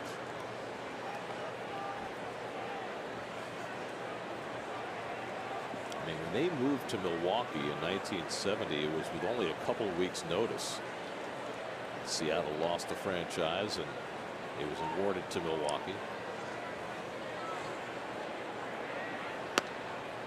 So they had to kind of scramble to get all their uniforms and everything together. They played that first year in that old minor league ballpark in Seattle. And Six stadium. Yeah, and it just rain. In spring, they couldn't play games. Orlando Arcia reached on an error and scored a run. Broxton at first, a base stealer. And Arcia drills one to the gap in left center, but over comes Conforto, slides, bobbles, but he makes the catch. The throw back to first, and Broxton gets back safely. A circus play by Michael Conforto. I think he's saying that he lost it momentarily in the lights, but he slid, the ball popped up, and somehow it came back to him. Well, he may have lost it. Oh, he got in the heel of his glove. Great recovery. In the webbing. Off the heel of his glove.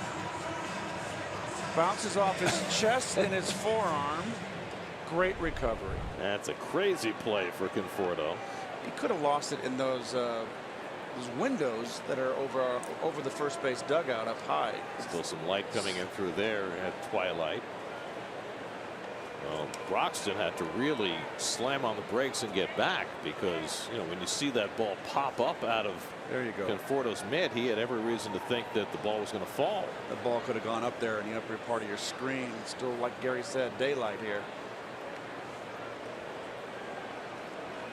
So let's see Broxton's adventure.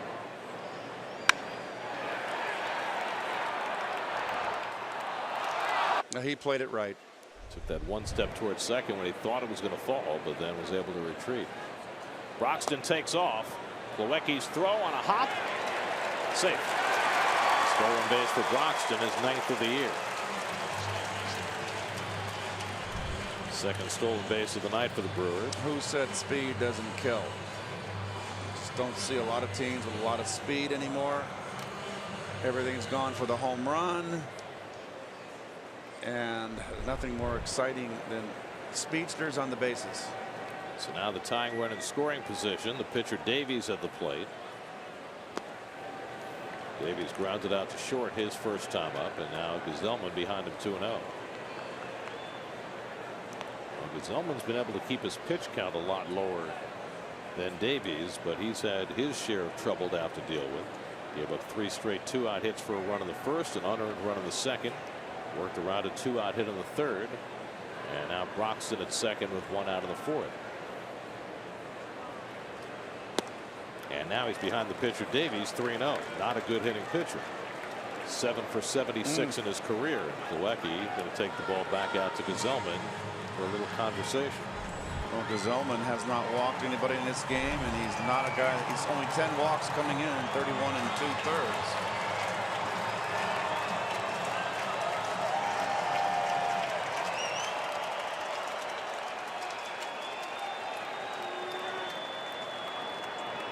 You know that Davies is going to take 1 and maybe 2.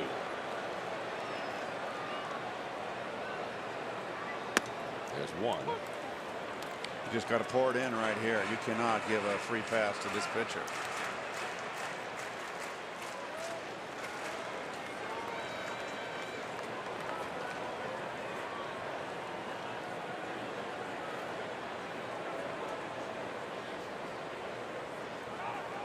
Pickoff try. Let's figure they'll try that themselves, having been victimized. the extra tag on Broxton just in case he pulled his hand off the bag. It's been one of the shocks to the system this year, the number of batters that Met starters have been walking. This is a staff that last year just didn't walk anybody, but it's been an epidemic. And there's ball 4 to the pitcher. And Gsellman thought he was going to get that call from Mark Ripperger, but did not. And he issues his first walk of the night to the opposing pitcher. I mean, last night Matt Harvey walked 5. A couple of times we've seen Jacob deGrom walk 5. Those are things that just did not happen last year. Well, as we showed you earlier, the team ERAs for the starters, Mets are 5.00. Who would have thought that coming out of spring training? So Broxton at second, Davies at first with 1 out, and the leadoff hitter Jonathan Villar, who drove in a run with an opposite field single in the second. Villar is 1 for 2. He'd be a tough man to double up from the left side.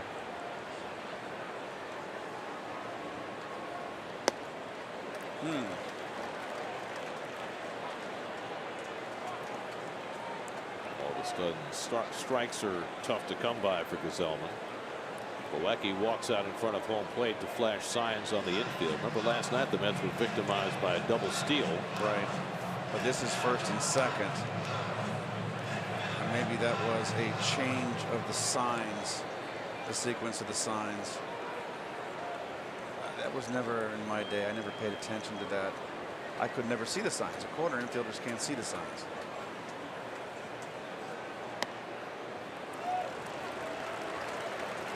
Gsellman just missing, and now it's 2-0 to Villar. See, and I thought you were calling the signs. No, the middle infielder Wally and Tuffle would tell me what was coming with the left-hand hitter.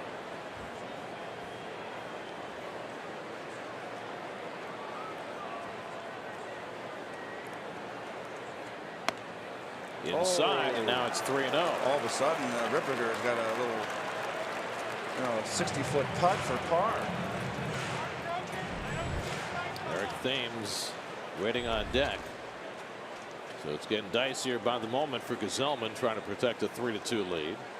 2 on, 1 out, a 3-0 count to Villar. And there's a strike, 3-1.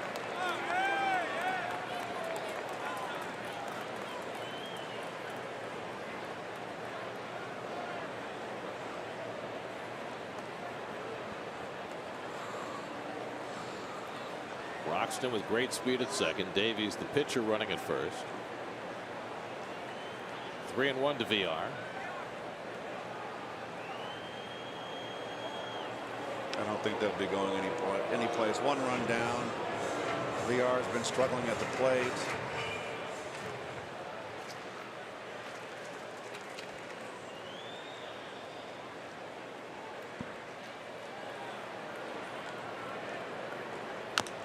Tapped slowly. Gsellman's only play is at first, and he gets the out there as the runners move up.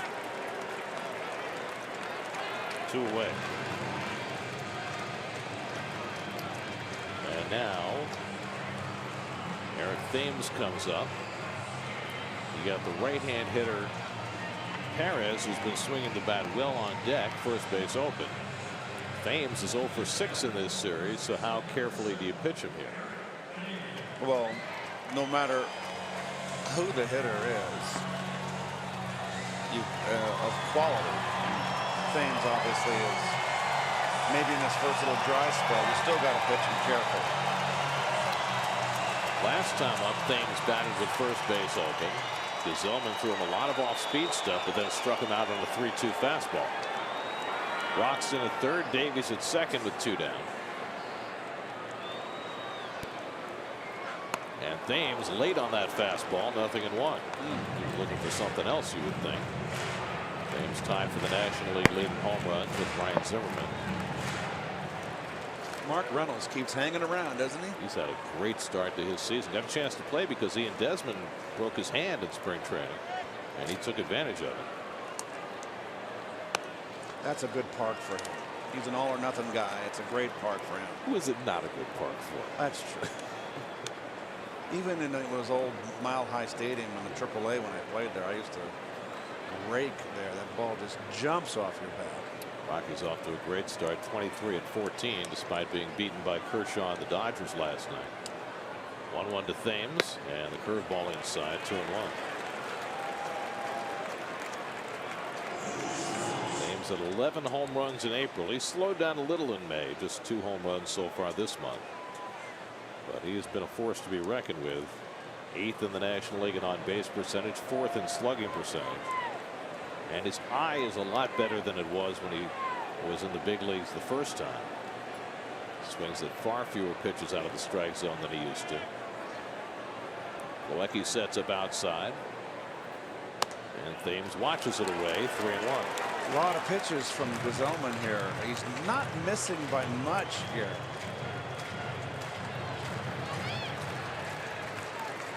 Well, he fell behind him 3-1 the last time, and he came back to strike him out. Tying run at third. 2 down. 3-1 coming to Thames. And a knee-high strike. Full count. He's looking to hit a home run. Gsellman's going to pour in a little sinker down away right in a beautiful spot. 3-1. All he needs is a base hit to give his team the lead. Broxton at third. Davies at second with 2 down. 3-2 coming. Up and away, ball 4, and the bases are loaded. Second walk of the inning for Gsellman. And now he's going to face a hot hitter in Hernan Perez with the bases loaded, and Dan Worthen will go out to talk to him. Perez's first 2 at-bats, a double down the right field line and a fly ball to right field. So he's been trying to go the other way. Let's see if they change it up here and pound him in. Last night Perez had 3 hits, 2 of those to right field and 1 to center field.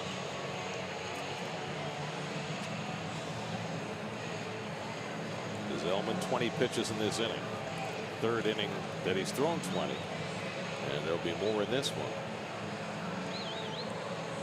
Nobody up in the Mets bullpen. Mets need for their starters to get deeper into games, and here's a chance for Gsellman to get a king size down in the 4th. Bases loaded, 2 down. Mets nursing a 1-run lead. Broxton at third, Davies at second, Thames at first, Perez at the plate. Hitting .389 this year with runners in scoring position. And first pitch swinging, fouls off the slider.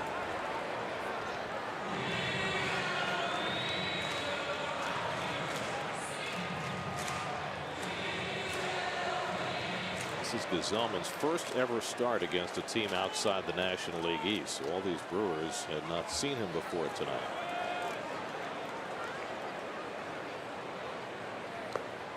Good stop by Milwaukee, 1-1.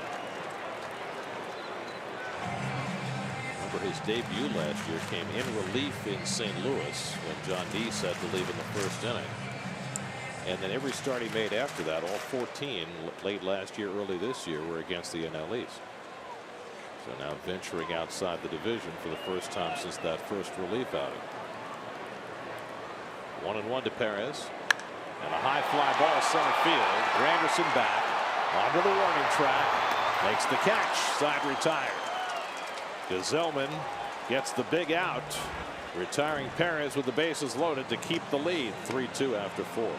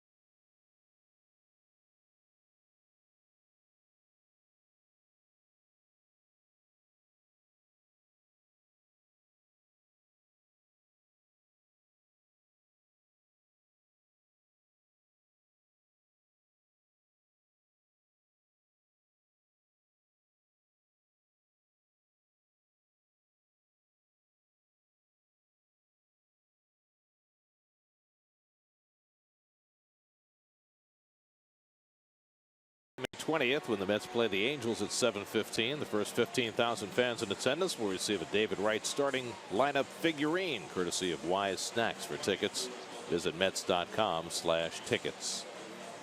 Around the Majors brought to you by the Lincoln Motor Company. Chris Sale of the Red Sox gave up 2 home runs to left-hand hitters today. Shocking, but those are the only 2 hits he allowed. Struck out 12, 10 or more for the 7th straight start as the Red Sox beat the Rays today 6-3.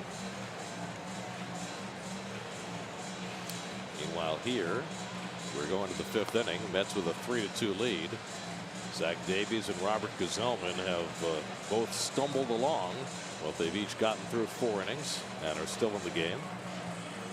Big out for Gsellman to end that bottom of the 4th, and Davies has worked out of trouble in each of the last 2 innings. Mets had first and third, 1 out in the 3rd. They had the first 2 men on the 4th. They did not score in either inning. Jay Bruce is 0 for 2, now 0 for 5 in this series. He's grounded out and flied out.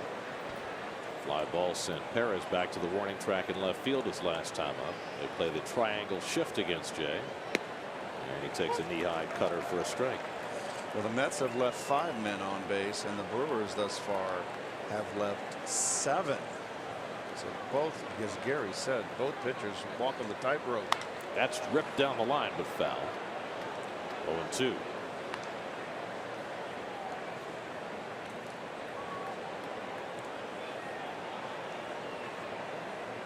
Gsellman never looks like much bothers him, does he? He's pretty Southern California. Southern California. Yeah, Northern California. And the Southern. LA. Yeah. Redondo Beach. Westminster High School. Oxnard. Born in Santa Monica. He played for some big-time high school basketball teams. Bruce goes down on strikes. It's only the 2nd strikeout of the night for Davies. And Bruce is retired to start the 5th. Now Neil Walker, who had a base hit his last time up. He's now 4 for 5 in this series. Has his batting average up to 240. Started the series at 218. Still at a time of year where if you have a couple of good days, you can raise your batting average in a hurry. Well, it's when you get to 300 at bats, that's when things start leveling off. And Walker hits one deep to left center. Back goes Broxton onto the warning track at the wall. It's out of here. Wow. Neil Walker with his 2nd home run of the series. His 4th home run of the year, and the Mets now lead at 4-2. Walker is back. He loves to hit in this ballpark. 52 career at bats at Miller Park. 11 home runs for Neil Walker. He is back, most importantly.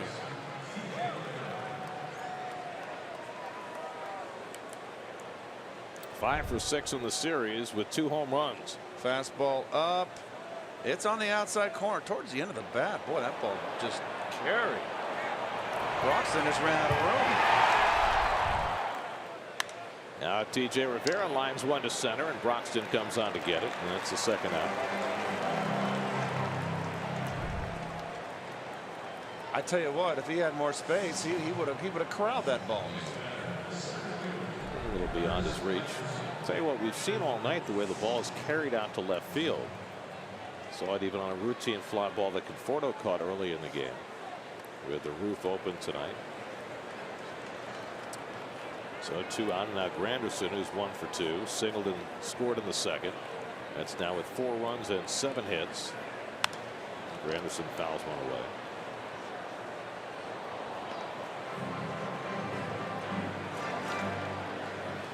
Well, Neil says he's not shaving the beard until the Mets lose the series. So maybe he'll end up with a Dallas Keuchel beard if the Mets stay hot. Fastball strike to Granderson, 0-2.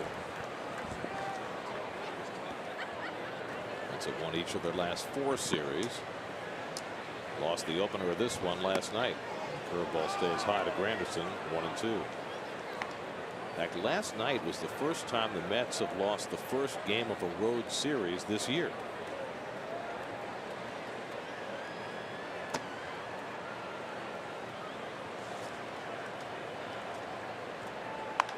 Granderson pops it up. Shortstop Arcia makes the call. And that retires the side, but the Mets expand their lead on Neil Walker's second home run of the series. Halfway through, it's 4-2 New York.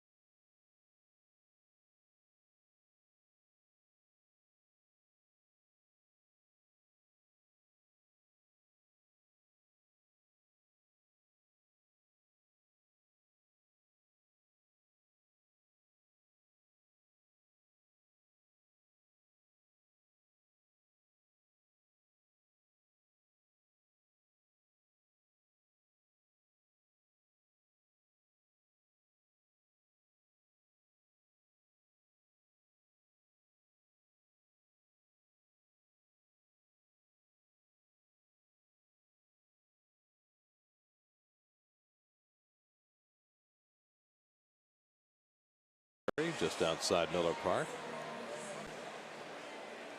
It's not the only likeness of Uke in the ballpark. They have him up in the Euchre seats as well, where you can take pictures sitting next to him. New York Mets baseball is brought to you by NYU Langone Orthopedics. That's with a 4-2 lead as we go to the bottom of the fifth. Travis Shaw will lead off against Robert Gazelman, who was able to work out of some big trouble in the fourth as the Brewers stranded 3. And Shaw takes the first pitch curveball for a strike. Shaw drove in the first Milwaukee run with a base hit to center in the first.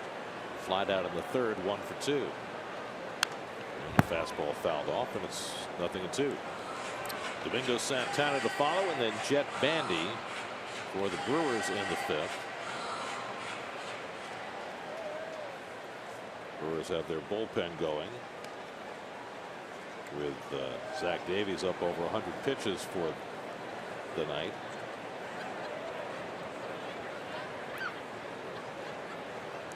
One-two coming to Shaw, and he laces one the other way for a base hit. Conforto has to dive to cut it off. That ball took off as it hit the grass, and I don't know how Conforto did that. His second circus play in the last 2 innings. Well, he's just a good athlete with good hands.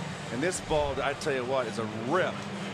It's a screaming Mimi, we used to call these low riders, and it just skipped off the grass. And with Conforto, this great recovery there. Beautiful play. I mean, that was just an unbelievable reaction, because he couldn't have known it was going to skip like that until it hit the ground. Now Santana takes a strike, so that keeps the runner out of scoring position. Boy, that was nothing but trouble right there, Garrett. That gets by him.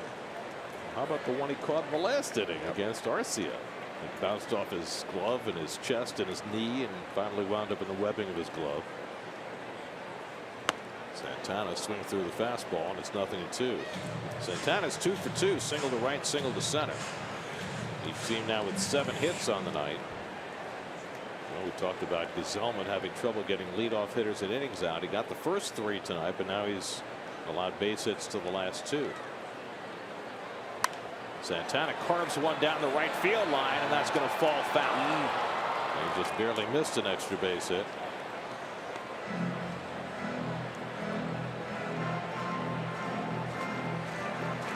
Tell you what, with these pink colors here, it doesn't look like we're at a Brewer Met game, does it? Jan Marinez and Jared Hughes, who got the save last night for the Brewers, are up. They're having a changing of the guard in the Milwaukee bullpen these days. Santana takes high. Neftali Feliz, who has been their closer, has been usurped. There's been a palace coup. 5 home runs will do it. Corey Knebel is going to be the closer. He was unavailable last night, but if they have a safe chance tonight, he would be the guy. Just inside with the changeup from Gesellman, 2-2.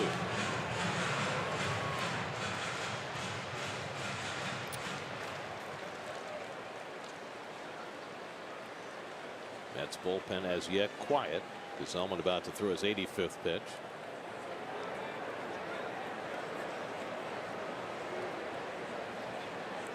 These can be those troublesome innings. 5th inning for a starting pitcher trying to hold a lead, qualify for a win. In tight, and after getting ahead 0-2, Gesellman's gone to a full count on Santana. Robert walked 2 batters in the 4th inning after not walking anybody in the first 3. Shaw at first, average speed. 3-2 with nobody out. He's not going, and Santana fouls it away.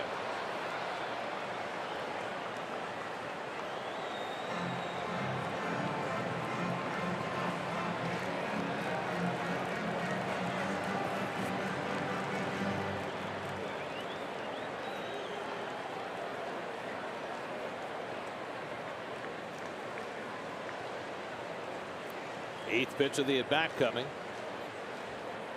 And Santana just got a piece to stay alive.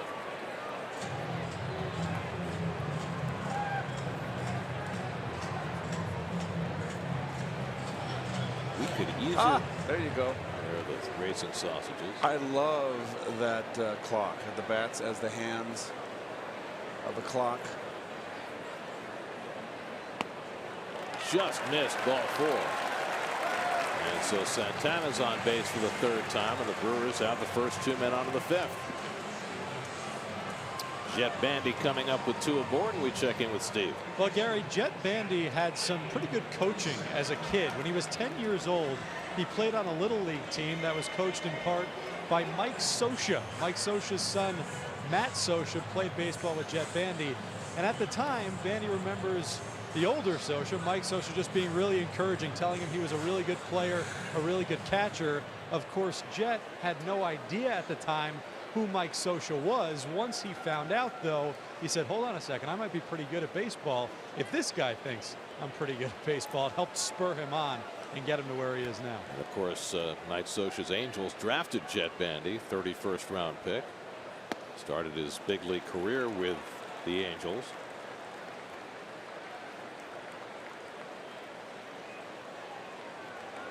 Shaw at second, Santana at first.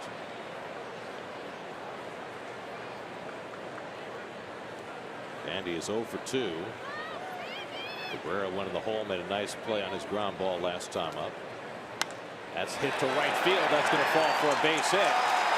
Shaw to third. He'll be held up there. And the Brewers have the bases loaded and nobody out. That's going to get the bullpen moving out there for the Mets. Just a little dunk right there. The pitch out of the strike zone, and you're a pitcher. You make a pitch like that, and a guy picks it off the ground. It's almost 6 inches outside. You just got to go. It's not going my way. By the way, Jay Bruce deking there, but there was no way they were going to send Travis Shaw anyway. Well, number one, you're down 2 runs. You're going to play it safe, but Shaw doesn't run well. Josh Edgen, the left-hander, Hansel Robles, the right-hander, start to work. So Gesellman, who worked out of a bases-loaded jam in the 4th, has another one to contend with, this time with nobody out. Keon Broxton, the batter, had an infield hit his last time and takes the fastball low for ball 1. Here comes Dan Warthen.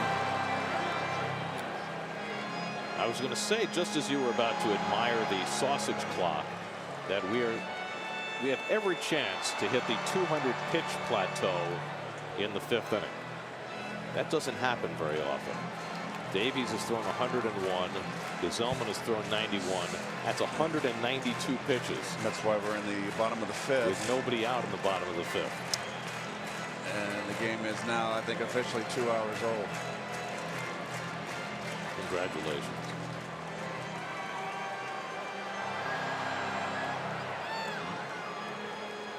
The Brewer fans are alive now. They're into it.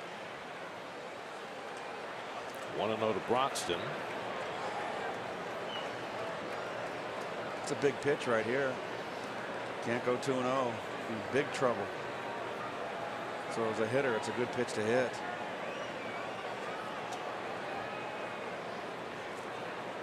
And Broxton swings over the slider, and it's 1-1.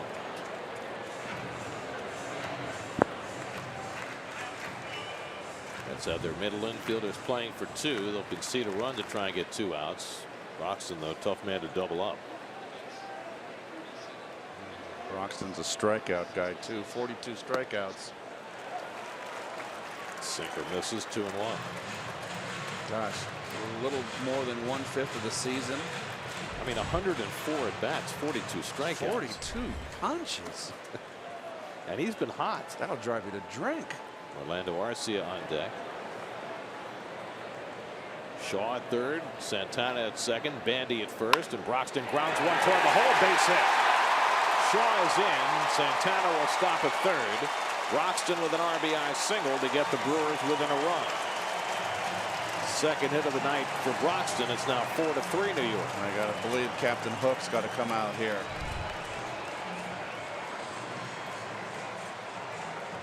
If they're ready to go down there, they're getting the wave from the bullpen that they're ready.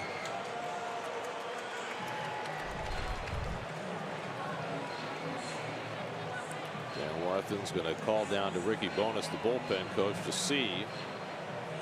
But looks like Terry's going to stick with Gazelman for one more batter. Now Milwaukee goes out to the mound, perhaps on orders from the dugout. Oh yeah, this is definitely some stalling here. And here comes Terry. So that's going to be it for Gazelman. Unable to get through 5 innings with the lead. He'll exit with the bases loaded and nobody out. And Terry will make a double switch.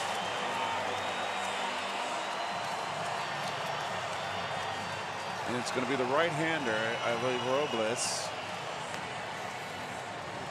Call to the bullpen brought to you by Memorial Sloan Kettering Cancer Center. More science, less fear. Gazelman out. Mets make a double switch. We'll be right back to Milwaukee.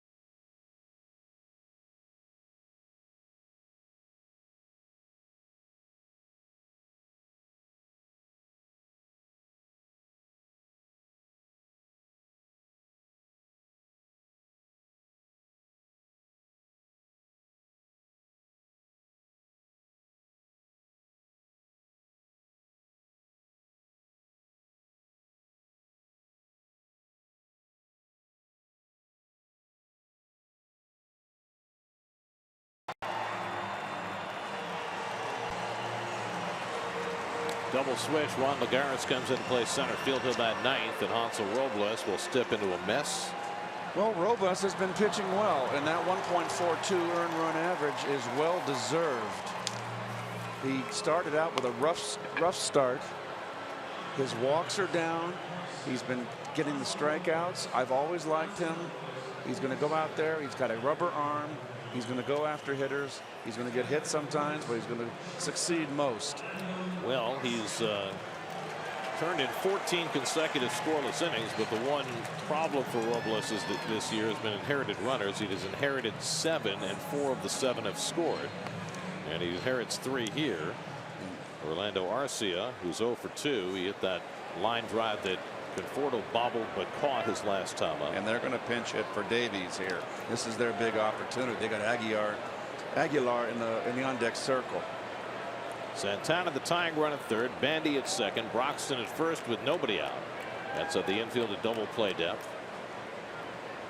And Arcia smacks one deep to left field. Conforto goes back near the wall. It's off the fence. Santana's in. Bandy heads home. The throw to the plate. Bandy doesn't slide, but he's safe. And the Brewers take the lead.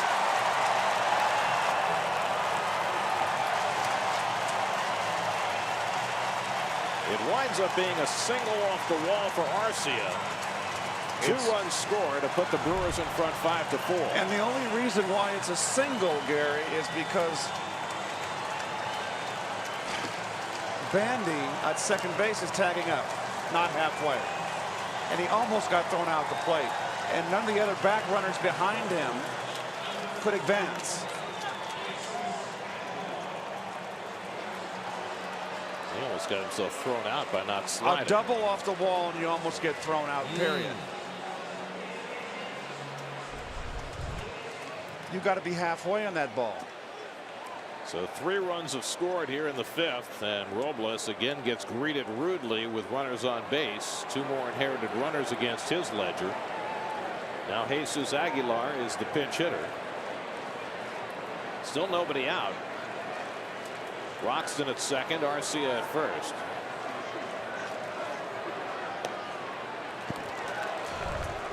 Look at second base, the runner. Come on, you've got to come halfway.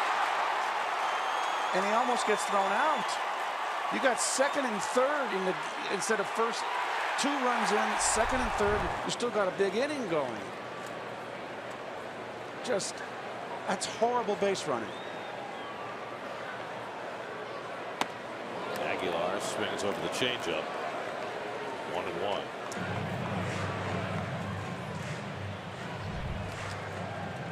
Here's the play at the plate. Awfully close. Beautiful relays by the Mets that make this a close play.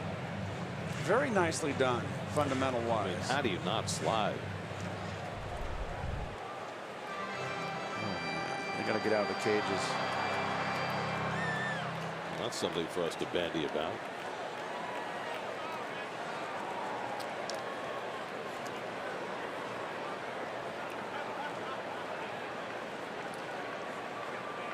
One to Aguilar, the pinch hitter. Broxton dancing off second, and Robles steps off. Broxton's already stolen the base tonight.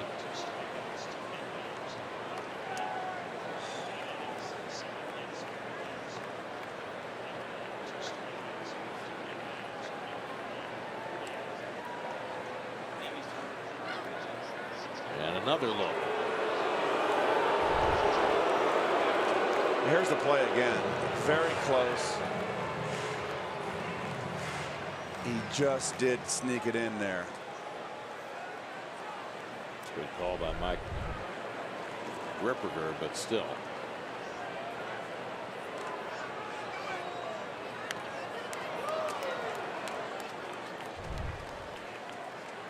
Well, this is a nice little angle here. Yep, he just got in.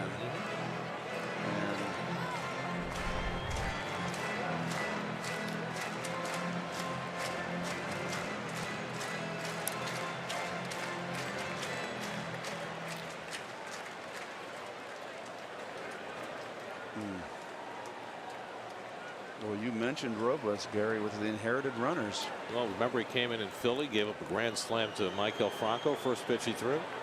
Well, another bases loaded situation, another first pitch, and now Aguilar rips one down the line, and that'll bring in one.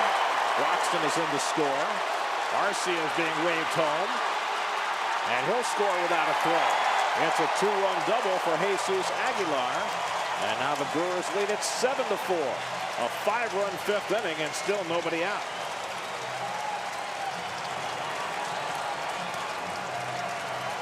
Very aggressive third base coaching by Ed Cedar. Ripped down the line. Everybody hustling here. There's no doubt. Conforto misses the lead. Hits the back cutoff man. That's the difference here. That's one of the few times Conforto has overshot a cutoff man. 6 straight Brewers have reached base. 5 have scored to start this 5th inning. And now Jonathan Villar, who's 1 for 3 tonight, and thinking about a bunt, takes a strike. Well, the first 4 runs of the inning are charged to Gazelman. The last one charged to Robles, so that snaps his 14-inning scoreless streak. But more troubling, he came in with the bases loaded and allowed all 3 inherited runners to score. 6 earned runs charged to. I'm sorry, 6 runs, 5 earned to Gazelman. And Plawecki able to get to it quickly enough so Aguilar couldn't move up. Aguilar is a big man, doesn't run well.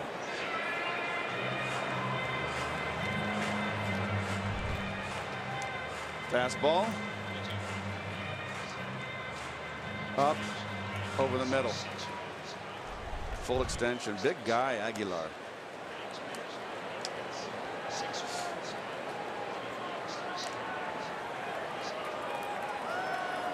Robles just trying to get an out.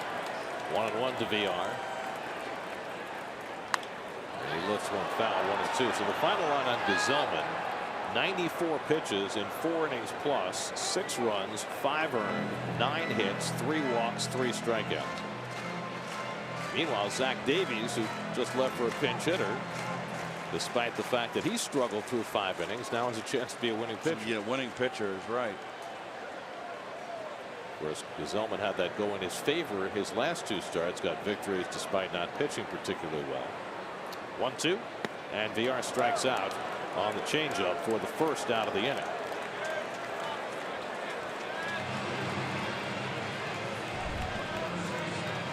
Good changeup right there from Robles. Good sinking change down and away. So now Eric Thames will be the 8th man up in the inning. Thames is 0 for 2 and a walk, still looking for his first hit in this series. 0 for 6. That's 4 runs, 7 hits. The Brewers 7 runs and 11 hits. That pitching continues to get whacked around. I mean, we're 35 games into a season where we began spring training by talking about the fact that the Mets could have the most dominant starting pitching staff that the game has seen in years. And it's gone completely the other way. This shows you the more you think you know about this game, the less you know. That's why they play the games. And no one knew coming in how Zach Wheeler was going to pitch. And he's pitched really well. Yeah, he's been on the top of the line, not the bottom.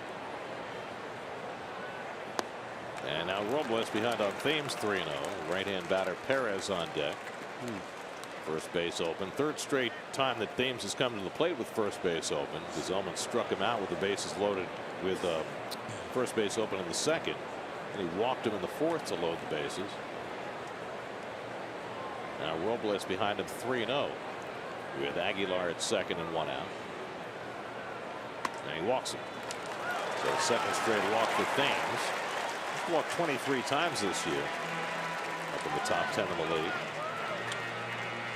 One more batter, Gary, and they will have bandied around. Now let's not overdo it.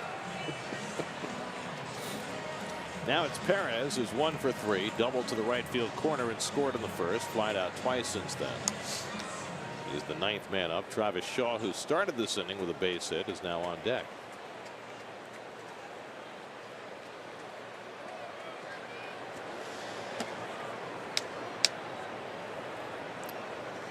Robles could use a ground ball in the worst way.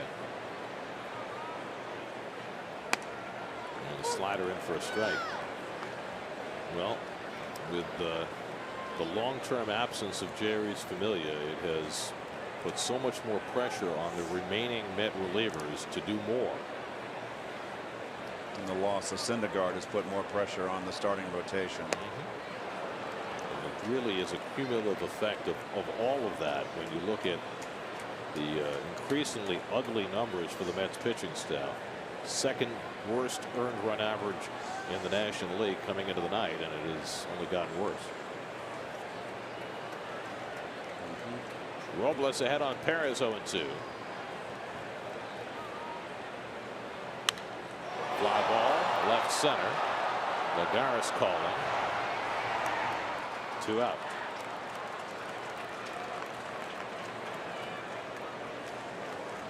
So now 2 out and 2 on. And Travis Shaw, who got this whole thing started with a base hit to left field, will get his second at bat of the inning.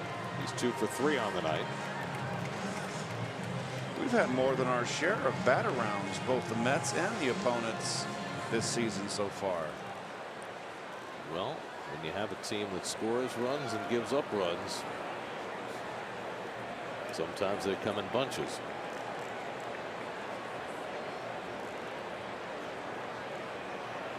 And I don't mean bunches of Mother's Day flowers either. Although those are nice. Sure, nice roses for Mom. You haven't ordered them yet. You're running out of time. 2 out and 2 on. And Shaw takes outside ball 1.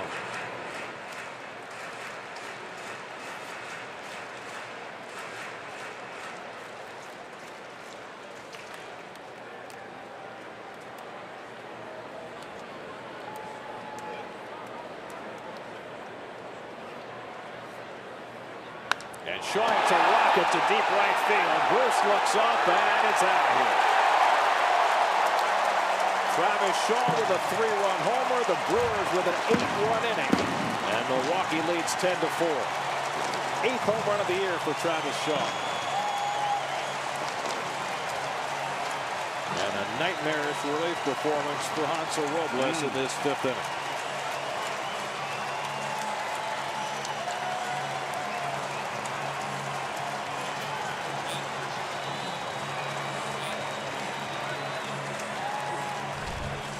Well, there's a no-doubter here. Ball over the middle and down. Shaw's a low ball hitter. Big, strong kid.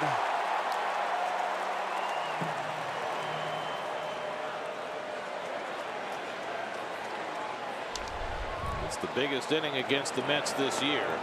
They had given up a 6-run inning to Miami 2 weeks ago.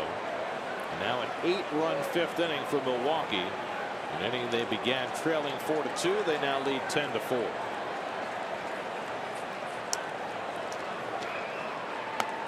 One-on-one to Domingo Santana, who's already been on base 3 times. 2 singles and a walk. The walk coming in this inning. Robles has faced 6 batters, given up a single, a double, a walk, and a 3-run homer.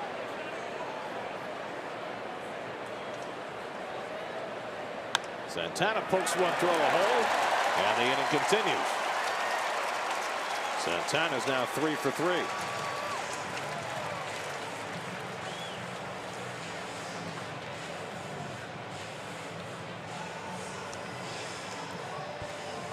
And where does it end?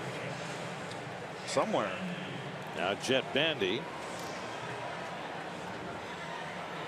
who had a base hit his last time up. Well, one of the factors for this Mets bullpen, even with Familia, is they were working far too many appearances. The Mets have 4 guys in the top group in the National League in appearances, and Robles is one of those. And that's only going to get worse. There goes the runner. The throw by Plawecki. And he's out. Santana caught stealing. Walker took the brunt of it as he made the tag. It was not a very good slide. It barreled into him. And that should end the inning unless the Brewers decide to challenge the call. Santana lost his helmet on the way. Tag on the knee. And Walker gets bowled over. But Santana called out. Right foot up in the air as he got tagged on the left knee. Yep. We see more and more of that today. The guys need to get the sliding pants on. Waiting to see if the Brewers are going to challenge. They've got 30 seconds to decide. And they decide not to challenge. So the 2-4 caught stealing ends the inning. But not before 11 men batted for the Brewers in the bottom of the 5th.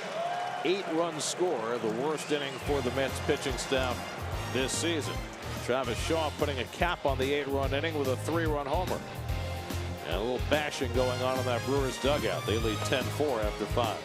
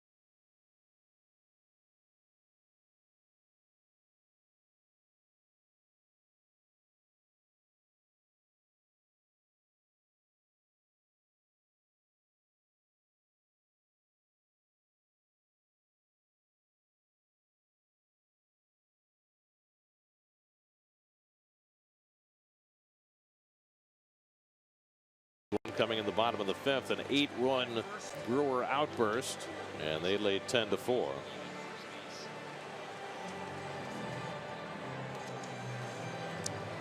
Jesus Aguilar, who was right in the middle of that 8-run inning, stays in the game at first base. So Eric Thames will get the rest of the night off, and Jared Hughes, who got a save last night, comes on in the 6th inning tonight. The former Pirate back in here again. Interesting that they've 2 games in a row they've pulled Thames out of the game early. I guess they don't love his defense. Lucas Duda leads off as the Mets try and climb a big hill. Down 10-4. Lucas has been on base twice, walked and was hit by a pitch. So Zach Davies went 5 through 101 pitches. Allowed 4 runs, 7 hits, a walk, 2 strikeouts, 2 hit batsmen, and a home run, and he stands to be the winning pitcher. Better to be lucky than good. And is pretty lucky. But the Mets can also kick themselves because they had some real cracks at scoring more against Davies in the 3rd and again in the 4th inning. 3rd inning they had 1st and 3rd and 1 outs. 4th inning they had the first 2 men on, but did not score in either inning. They did add to their lead on Walker's home run in the 5th to make it 4-2, but not enough to withstand that onslaught against Gazelman and Robles in the bottom of the 5th. It's funny about Hansel. He's been so good with clean innings, but coming in with men on base, not good at all. Well, what I said is, when he gets hit, he gets hit. Lucas clears out the photographer's deck.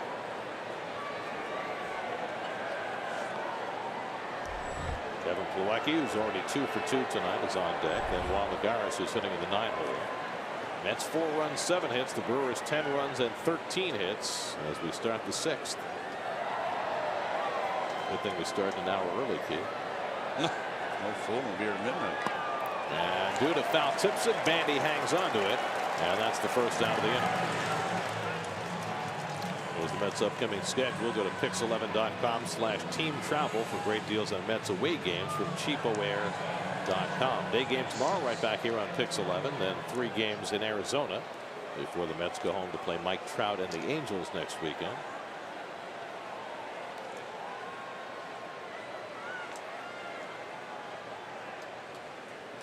Trout's been a little banged up recently, but came back and DH'd the other night. Still putting up Troutian numbers. He's a fine player. Well, the guy he's always compared with in the National League is Bryce Harper.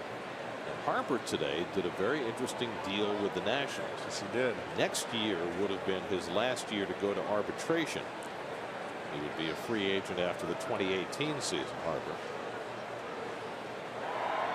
And with his agent Scott Boras, they worked out a deal with the Nats for next year only. The Nats are going to pay him $21.6 million so that he doesn't have to go to arbitration next year. That's a lot of money. It'll be the biggest free agent contract ever. Ground ball to the left side. They were playing the overshift against Plawecki. The one-hop throw by VR and a nice dig out by Aguilar to get the out. That's a 4-3 putout for the second out. Well, it's a wise move. Nice move by Scott Boras. Number one, it's $21 million. Holy cow. How can you say no to that? And you can still be a free agent. And it just shows me that they want Harper happy. They feel they've come close to the brass ring too many times. Yeah, I think that's the thing, is that they probably did this now to enhance their chances of maybe doing a longer term deal somewhere between now and the time he becomes a free agent. Here's Lagares up for the first time, takes a strike. And he'll be negotiating from $21 million. Well, where's that going to go? I mean, is he a $200 million player? I mean, when Bryce becomes a free agent, he's going to be a $30+ million a year guy with Trout.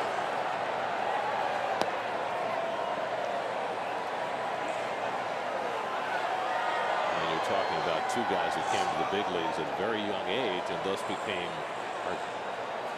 reach free agency at a particularly young age now. The Angels bought out some of Trout's free agency as Lagares laces one to the gap in left center. That'll go back to the wall. Bounces around a little bit for Broxton, and Lagares pulls him at second base with a 2-out double. So Lagares has a 2-base hit in his first at bat of the night. Good for Juan here. It's been a struggle for him. Not a lot of playing time. It's a rocket.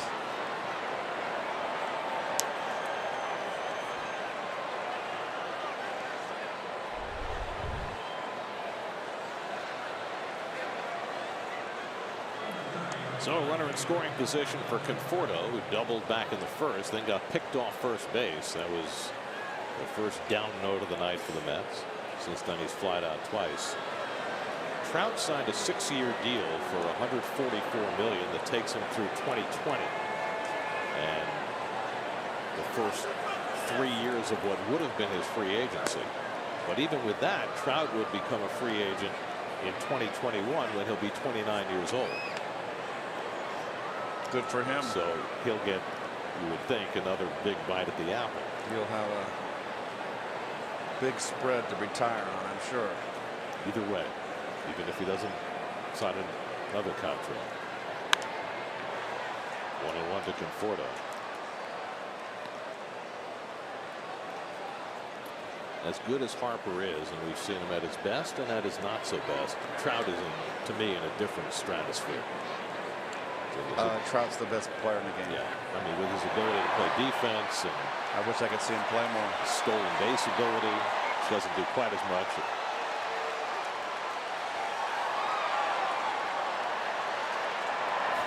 You see this, Keith? They're not just doing the wave, they're doing the fast wave. Oh, I like it. I've never seen this before. Oh, that's cute. I mean, they're doing the sped up version. And they're very happy with themselves, by the way.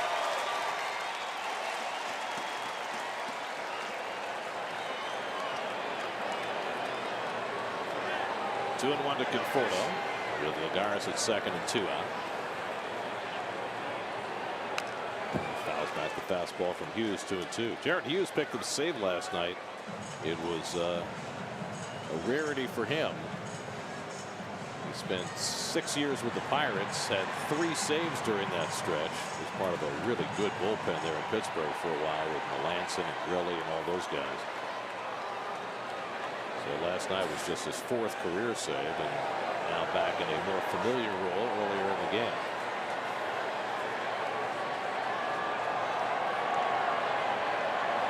Two to Conforto, and he struck him out with a fastball.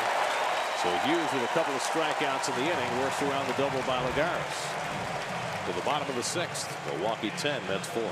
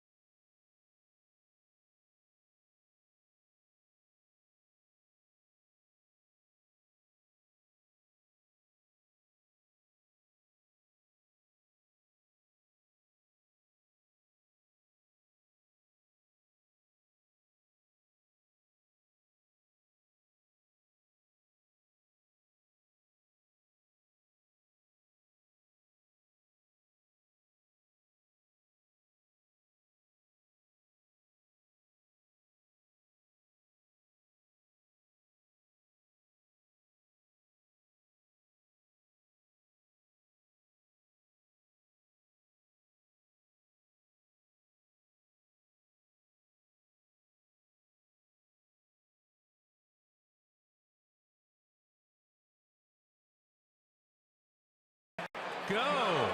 Careful. Don't run down any Mets players. Hey, this is a good race. Anybody can still win it. They're around home plate. They're into the home stretch.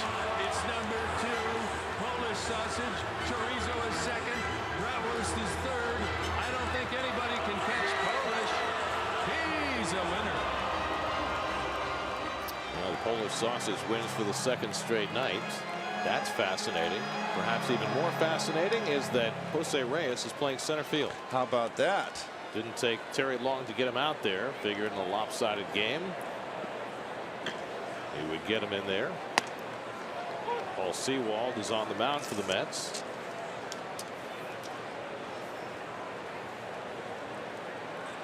Sewald pitching for the 2nd straight night. Worked the 8th inning last night. Gave up 2 hits. Jet Bandy fouls one off, and it's 0-2. So it was just this afternoon that Terry said that Reyes might get a chance to go to the outfield, which was much discussed in spring training. But once David Wright got hurt, Reyes became the full-time 3rd baseman. Correct. And Reyes did not really do much work in the outfield. He took some fly balls out there, but he never played in games in the outfield. Lagares coming out of the double switch after getting the double. And it flips the batting order. Reyes goes with the pitcher had been. And the fastball in there, called 3rd strike to Bandy. But I think it's fascinating that Reyes, who has not taken fly balls in center field for several weeks, according to his own conversation with the writers today, goes right out there tonight, throwing right into the fire. Well, he better start getting some fly balls now. This is, if anything, this indicates anything coming ahead. He's got to come out early and get some fly balls. I mean, this was the plan when spring training began, that Reyes was going to be a utility guy, a super utility guy who could expand his repertoire. He's played second base in his career, and obviously as a shortstop he's played third and They wanted him to play the outfield to increase his versatility. Keon Broxton takes a strike and it's 1-1, but it never happened. So it's the first game he's ever played in the outfield in his career, major league or minor league.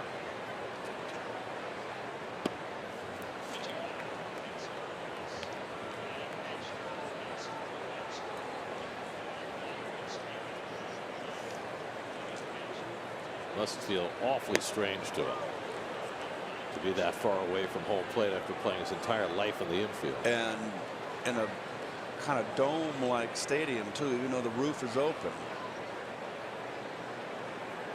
I wonder whose glove he's wearing.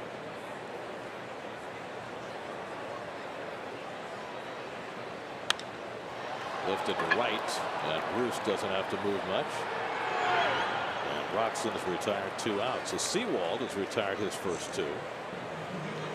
Sewald's been something of a lifesaver for this bullpen over the last week or so. They've been working on those back-to-back outings where he went 2 innings one day, 3 1/3 the next day. I'm a bit surprised. They've been using him a lot at basically long relief and not Montero. And if things continue with this bullpen, then Montero's going to have to go out there and throw some long innings. Well, Montero got out there last night and did not look sharp. Gave up a home run to Bandy in the 7th inning. Orlando Arcia had a 2-run single in that 8-run inning, and he pops one up. Walker with the angle going out, and that retires the side. So Sewald settles things down by throwing a 1-2-3 bottom of the 6th. No chances for Reyes in his first ever inning in the outfield.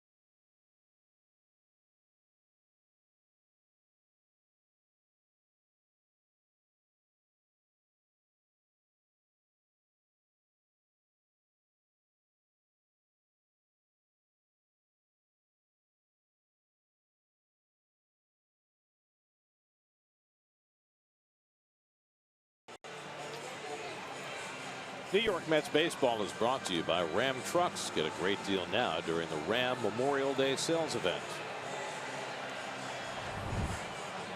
Jacob Barnes comes on to pitch the 7th inning for Milwaukee. Barnes got roughed up last night. He came in the 9th inning, and he couldn't get hardly anybody out. Gave up 2 runs. Got bailed out by Hughes.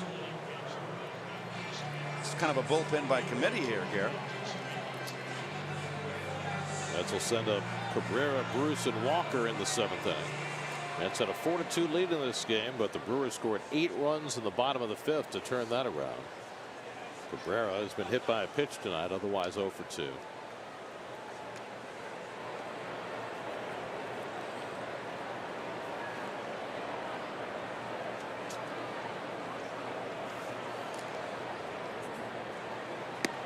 Brought Barnes into the 9th inning last night with a 5-run lead, and he could not close things out. Now he comes in with a 6-run lead. See how he fares tonight. Roof open but closing. It is closing as we speak. There's a chill in the air. It was 75 degrees when this game began, but it has gone down significantly since then. 54 degrees right now, so it's dropped 21 degrees since the game began. It's like Death Star. It's Star Wars. Well, it is Star Wars night. Inside of Death Star. Will we do the jump to warp speed? We better get out before they close it. Well, there are other ways out here. I know you know that. We wouldn't trap you. Not in the Death Star. It's actually kind of cool closing. It seems like a science fiction movie. Could be in a sci-fi movie. Well, wincing a little bit on that last swing.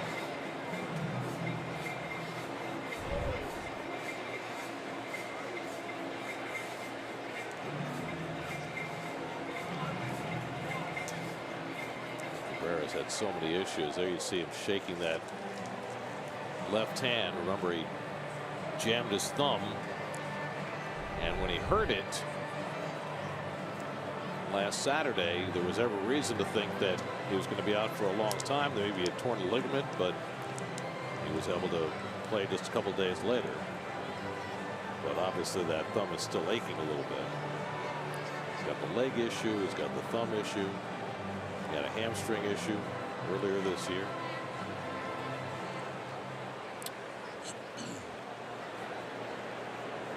We'll soldier on.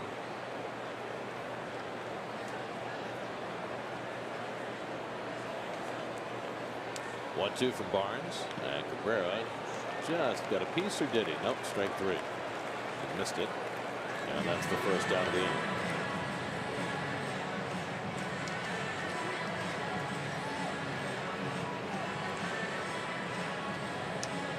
So one out of the top of the seventh. And now Jay Bruce, the batter.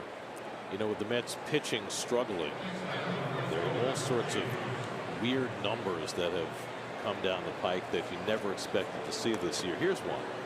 And Elias just dug this up a few days after the fact. When the Mets beat the Giants on Tuesday night 6-1. Right. It snapped a string of 25 straight games where the Mets had allowed 3 or more runs.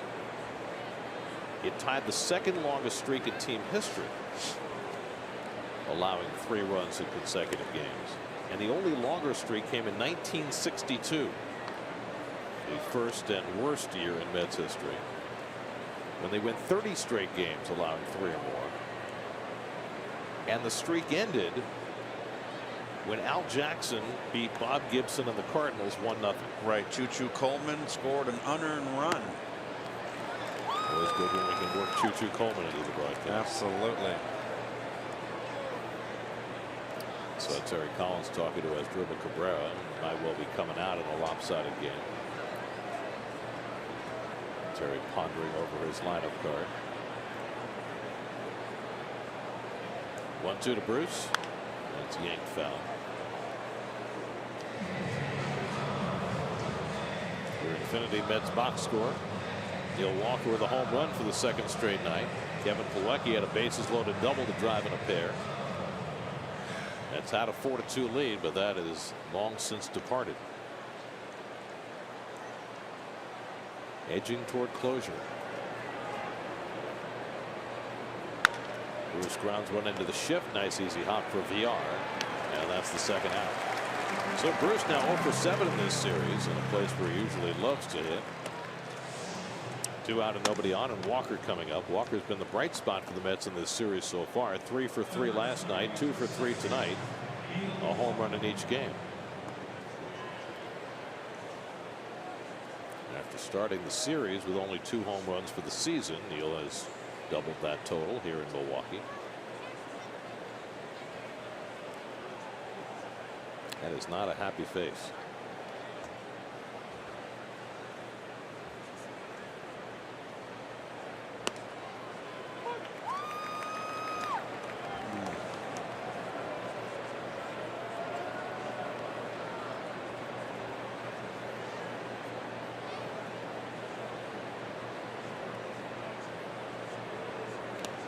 third. It's dropped another degree. It's now 53. So we're down 22 degrees from the start of the game. So Met fans, it's not just the cold that you feel in your heart because of the way the game has gone. It's actually the temperature in the ballpark. And the Death Star is almost closed, Gary. Do they have a special seal once it there it goes. reaches completion? There's no escaping now. Don't you want to be the guy up there watching it close? Look at that. It's a great job. Roof closer.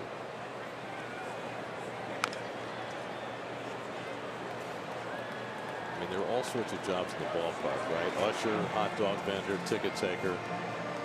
But to be the guy up there on the catwalk closing the roof, only one guy gets that job. Or maybe two. It's a team. It's a team. The roof closing team. And Walker goes down on a breaking ball in the dirt. 1-2-3 inning for Jacob Barnes with a couple of strikeouts.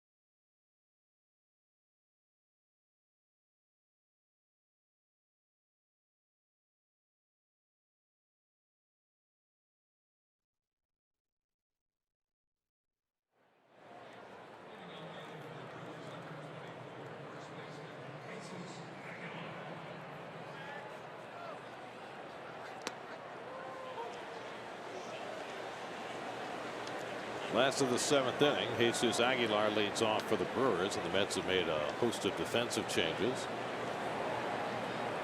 Aguilar hits one to deep center. Conforto now playing center field. Back to the warning track at the wall, and it's off the fence.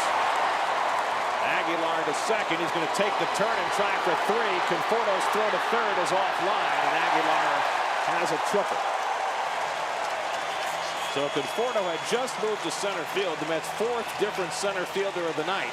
And Aguilar beat him over the top for a three-base hit. Tough play right here. Big ballpark.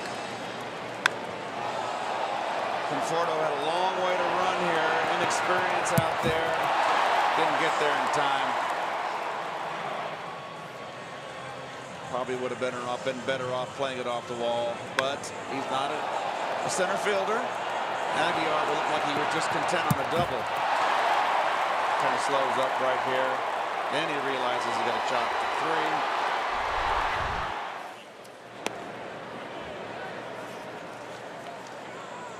For Aguilar, his first major league triple. So the Mets now have moved Reyes from center field to short. Wilmer Flores in to play third.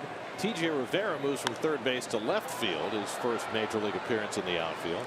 A lot of firsts. Conforto moving from left to center.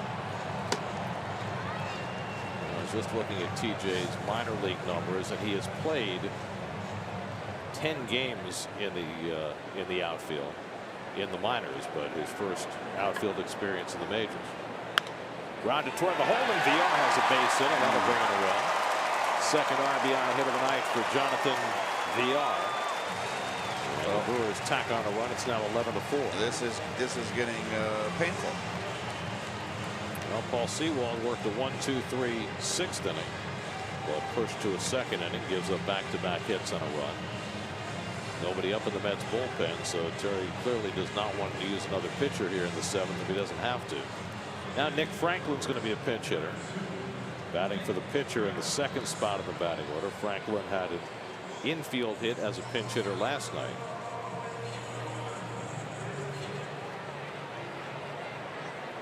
Franklin, a switch hitter, he'll bat left-handed against Sewald. And takes the pitch high for ball 1. So it's I guess you can call it experimentation night for Terry. Yes. Nothing like a route will get your players out of the game, get your regulars out, and get your bench players in to get some activity. I've seen 7-run leads be blown, and so have you, Gare. But you know, this is a tough mountain to climb. That's hit hard. Another base hit. Franklin, as a pinch hitter, drills one into right. DR stops at second, so 3 straight hits against Sewald to start this bottom of the 7th.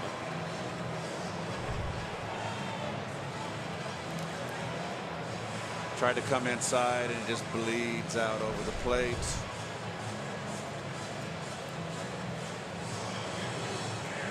That'll bring up Hernan Perez, who's 1 for 4 tonight, at a double back in the 1st and scored the first run of the game. This is one of those innings right here. There's no one up in that Met bullpen. It's what Davey came out to Ron Darling and said, hey, I got no one left in that pen. You better find your way out of this one.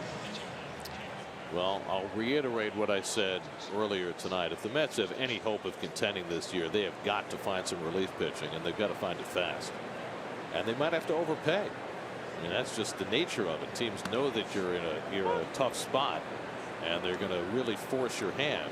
But there are relief pitchers who are out there available. You start with David Robertson in Chicago. The White Sox have been shopping him for months, and you'll probably have to give up a ton to get him. But again, if the Mets have any hope of contending, they've got to figure out how to shore up their pitching. Duda retreating into foul ground, and he makes the grab for the first down. It's the best way to start your weekday. Join the award-winning Pix 11 news team with breaking news, traffic, and sports, plus the latest weather reports keep you in the know. Mornings from 5 to 9 on the Pix 11 Morning News, New York's very own.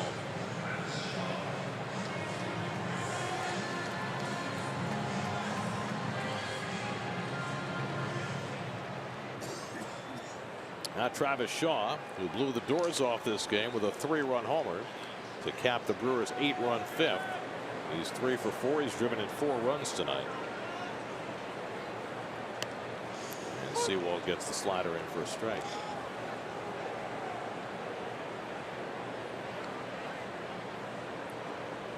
Robert Gsellman went 4 innings plus, 6 runs, 5 of them earned on 9 hits. Hansel Robles, in an inning of work, gave up 4 runs and 4 hits. Sewald settled things down with a 1-2-3-6, but having trouble here in the 7th.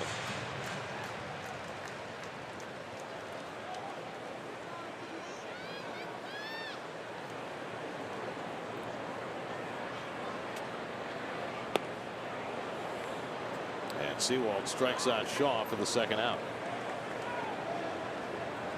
Play of the game brought to you by Spectrum. Get the Spectrum triple play today. Michael Conforto with the juggling act. Pinball machine. Bounced off his chest, rolled onto his forearm, and into the snow cone on his glove. Nothing to it. Had it all the way, even though he says he lost it on the lights.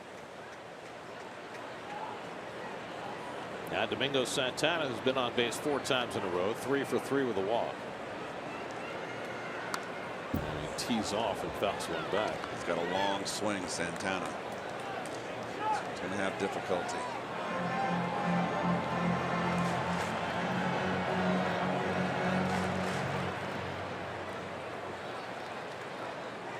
Paul Sewald trying to close out a second inning of work.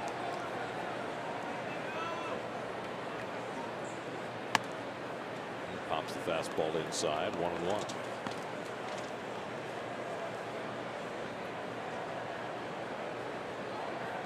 Well, the Minnesota Twins won again today, Gary. They're on top of the heap in the AL Central. No one knows about that. That was Jose Barrios, just back from the minor leagues. Remember, he came up to much fanfare last year and struggled. But he came up today, went 7 2/3 allowed just 2 hits in beating the Indians. It's 5 straight wins, 4 straight wins for the Twins, and they're 5 games over 500.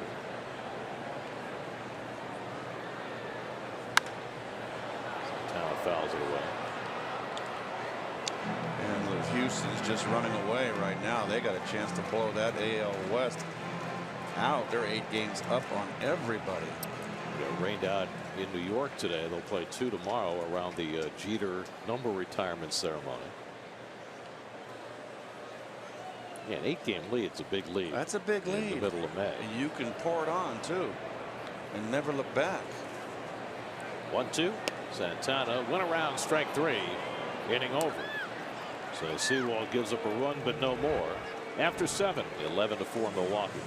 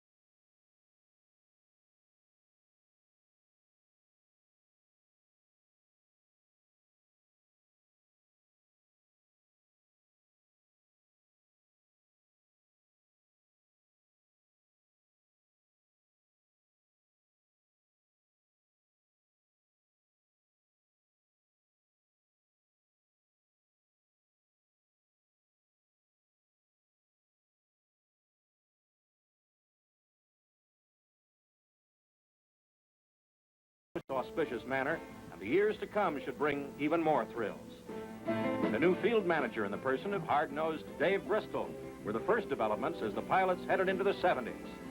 Whatever the future holds, divisional championships, World Series, All-Star games, even these would be hard put to match the year that was, the year that Major League Baseball came to the Pacific Northwest, the first voyage. Came to the Pacific Northwest for 1 year and then left to come to Milwaukee. See, now if they kept Joe Schultz around, they might have survived in Seattle. Nothing against Dave Bristol, but you know, Joe Schultz, as we came to learn from Jim Bouton, was a very colorful character. Yes, he was. And then they made the Homer Dome. Nick Franklin stays in the game and left. Hernan Perez moves from left field to right field, and Rob Scahill will pitch the 8th. Well, Scahill has bounced around. Came up originally with Colorado in 12, been with the Pirates. DJ Rivera leading off in the 8th.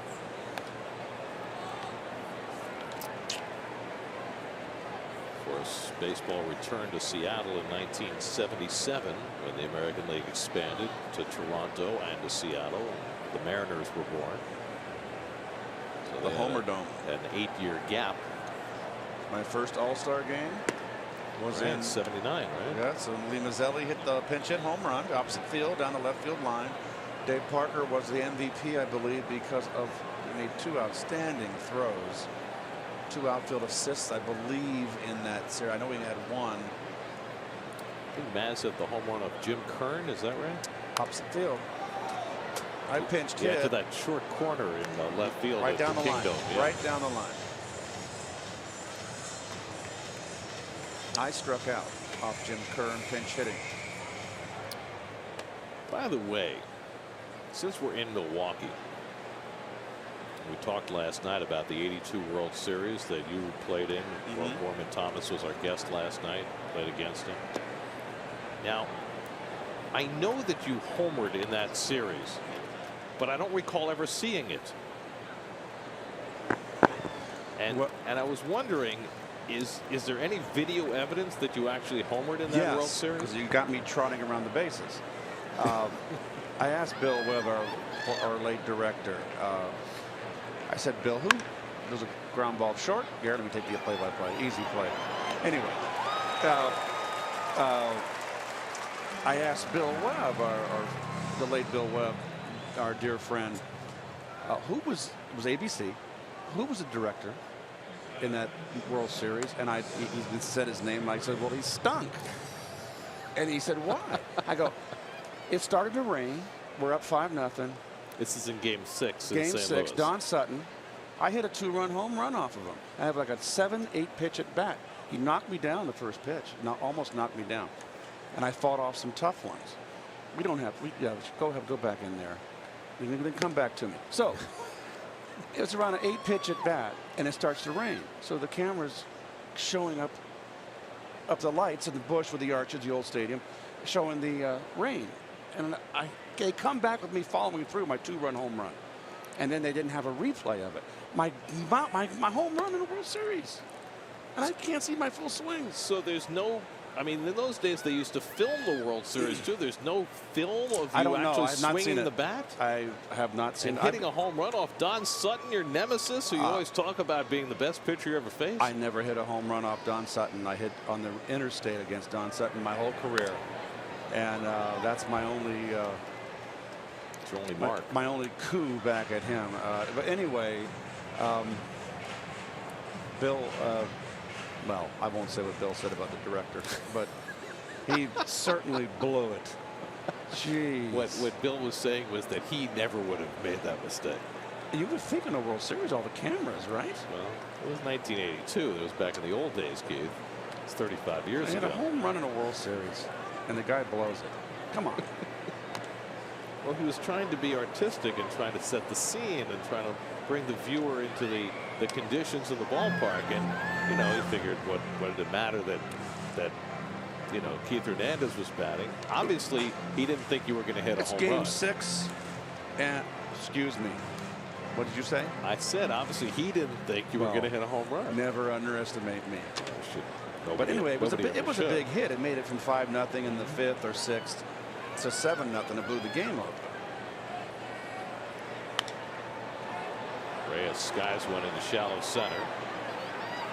And Broxton comes on to get a 2-out. I bet you that if you asked 100 baseball fans, not more than one would know who started for the Cardinals in Game 6 of that World Series. He's actually right now the head baseball coach at Yale. Yeah, has been for several years. And John Stuper, I hit my first home run as a Met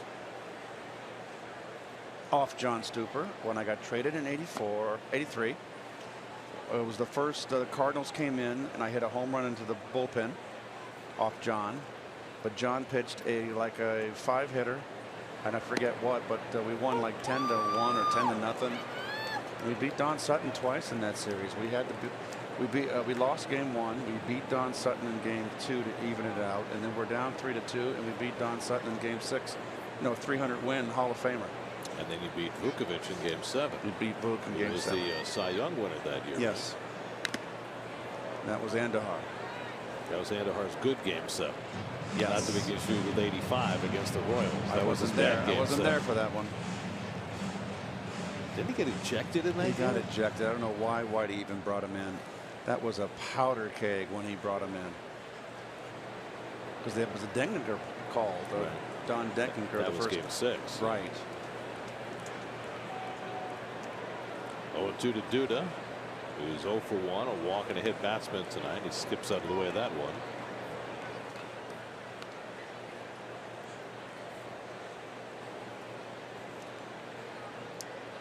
Well, since that 8-run 5th inning for the Brewers, the Mets offense has gone cold.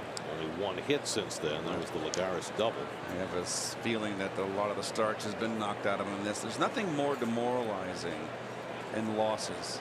If you're a team like the '69 Mets,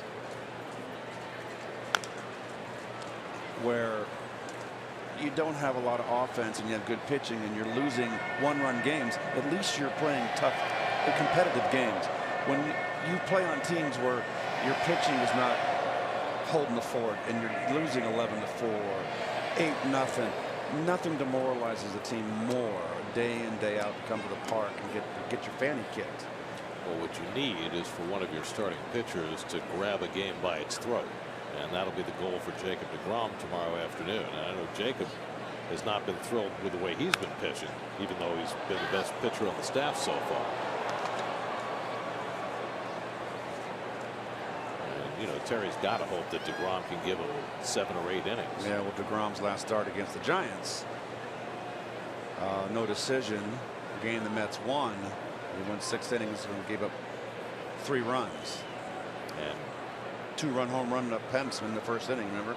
Right. And then the home run to Buster Posey. I mean, he's been striking out hitters in droves. He struck out 11. Right. Fourth time in 5 starts, he struck out 10 or more, but he's been walking too many people. They need a big performance from him tomorrow. And then not for him to put too much on his shoulders. Just go out and do what you can do. Stay. I know it's passe or trite, but stay within yourself. That is pretty cliche. Well, we got to talk. It's 11-4 in the 7th or 8th. Well, look at it this way. The first 2 games of the season, Syndergaard and deGrom, neither one of them allowed a run. That's the first 2 games of the season. The Mets have played 33 more games since then, and there hasn't been a single start in which the starter didn't allow a run. And that just tears a bullpen apart, wears them down. 3-2 to Duda. And he just got a piece of that to stay alive.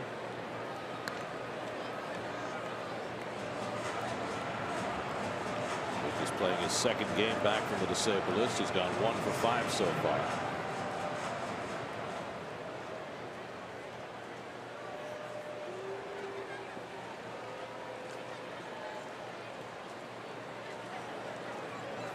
Ninth pitch of the at bat from Scahill to Duda, and he walked him. And Lucas is on base for the 3rd time tonight.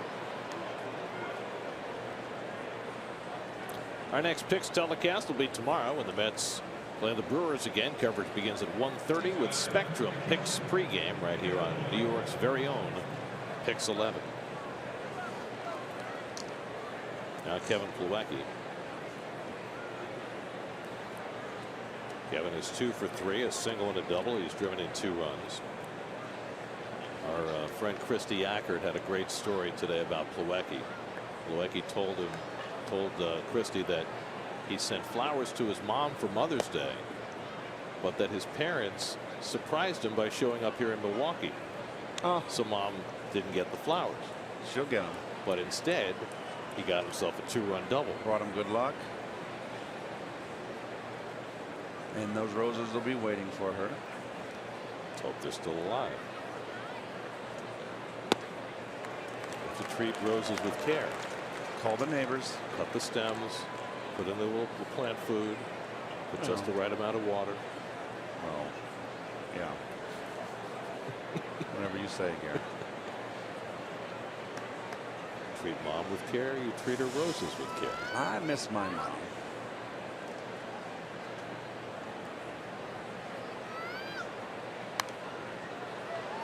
Your mom had to be one wonderful woman.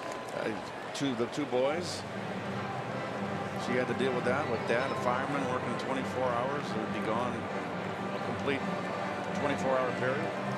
As we got bigger, Gary and I got in a fight one time when we were teenagers. This is when we realized we had to be careful. And Gary and I got along great, but we'd battle a few times. We got in a fight in the living room. Mom came in and tried to break us up, but we knocked her down. Ooh. We didn't mean to, and it stopped the fight. And Gary and I never got in a fight in the house around Mom again. It's probably wise on your part. Go to the bottom of the 8th, 11-4 Milwaukee.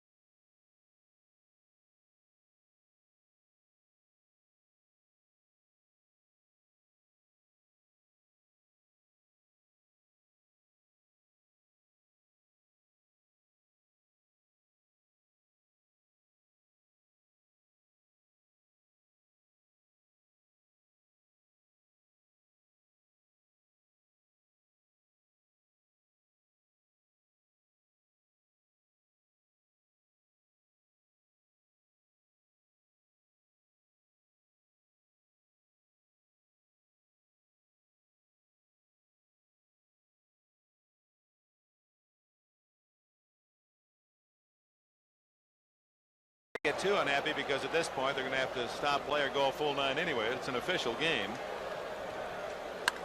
High drive, deep right field. Hernandez will touch him all.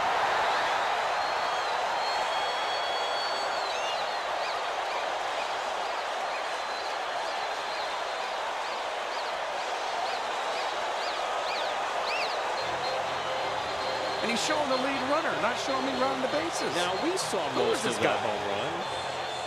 What's that? We saw it. No, I'm sorry. We didn't see the pitch, but we saw most of your swing. Can we show that again? Oh, there it Yeah, is. Look at that. we saw your swing. Yeah, but it just came on late. There was no drama. Made it 7-0. So you wanted the setup, is what you're saying. It's not the fact that we didn't see the home run. It's that we didn't get the drama of your home run. Correct. And let me tell you, every kid's dream is to hit a home run in the World Series. And I have that. I have that memory and that accomplishment. And that was a great thrill. The director blew it. You got to lay off. See, if we had Dan Barber there then, but Dan was probably around maybe 2 years old then. He was not born. So that he can be held blameless. Rafael Montero pitching the bottom of the 8th. Worked an inning last night, gave up a home run to Chet Bandy. And he's working to Bandy again, leading off in the 8th. Paul Sewald worked 2 innings in relief, gave up a run on 3 hits.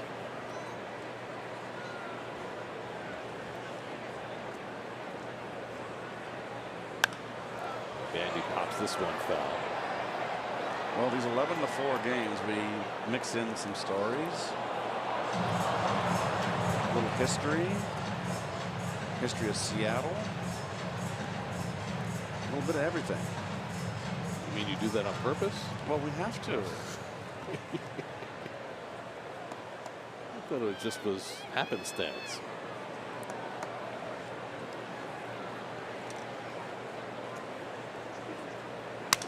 Bandy broke his bat. When you break a pink bat, do you have to replace it with another pink bat? We'll find out. Out of Town Score is brought to you by Royal Caribbean. Come seek. Good outing for Carlos Martinez today, although he gave up Ian Happ's first major league home run. Happ was called up by the Cubs today, but the Cubs back to a 500 team. Giants win their second game in 24 hours as they beat the Reds 3-1. The Nats were down 4-0, but they've tied it up 4-4 now in the 9th. And the Braves behind Julio Teheran beat the Marlins 3-1. Second straight win for the Braves after 6 straight losses. Bandy back with a non-pink bat. And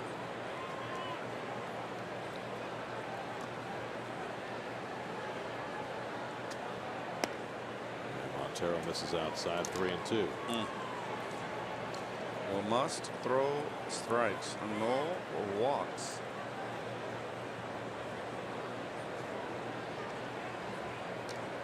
I'd love to know what that accent was. The count. Oh, Transylvanian? Oh, sort of. When I did that skit with Mookie. Oh, for Sesame Street? Yes, with the count. That was so much fun.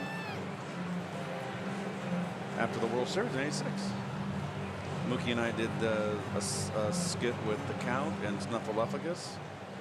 And we did Put Down the Ducky. Put Down the Ducky. It's a classic. It was great fun. My kids just got the biggest kick out of that. And they were in St. Louis. Pulled down to third. Nice stop by Flores. Up and firing. Low throw and due to Bells. That one out. That's a fine play on both ends to retire Bandy. Nice play by Wilmer.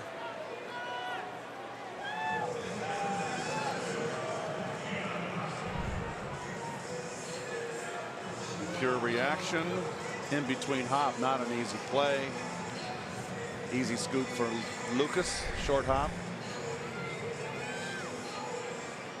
So 1 out and nobody on in the bottom of the 8th. And now Keon Broxton, who's 2 for 4 tonight. He's stolen a base. He's driven in a run. He's scored a run. Brewers with 16 hits tonight. Put together an 8-run 5th inning. Broxton drove in the first of those 8 runs. Arcia drove in a pair. Aguilar drove in a pair. And then Shaw hit a 3-run homer to cap the inning. Now that's back in your Sesame Street days. Those ugly Met road uniforms. The count has put on a few pounds since then, but then so have we all. He was umpiring. He was counting strikes. And he goes strike 1, strike 2, strike 3, strike 4. And they go, no count. There's only 3 strikes.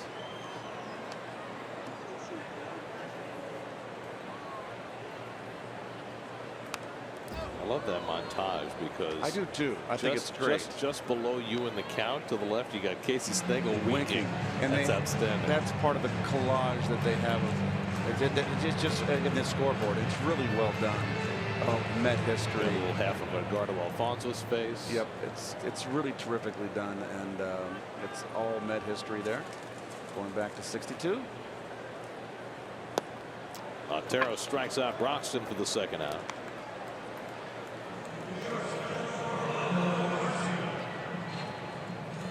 So 2 out and nobody on. Now Orlando Arcia.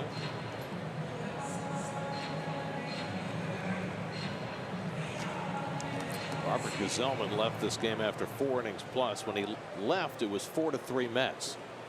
Hansel Robles came on to face Orlando Arcia, and the first pitch Robles threw, Arcia drilled one off the wall in left field. It went for a single because of some shoddy base running, but 2 runs scored. The Brewers took the lead, and they haven't looked back.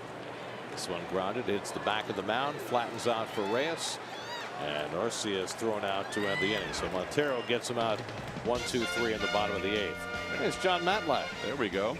John Franco, Tim Tuffle, Piazza, Tugger. It's a Mets montage.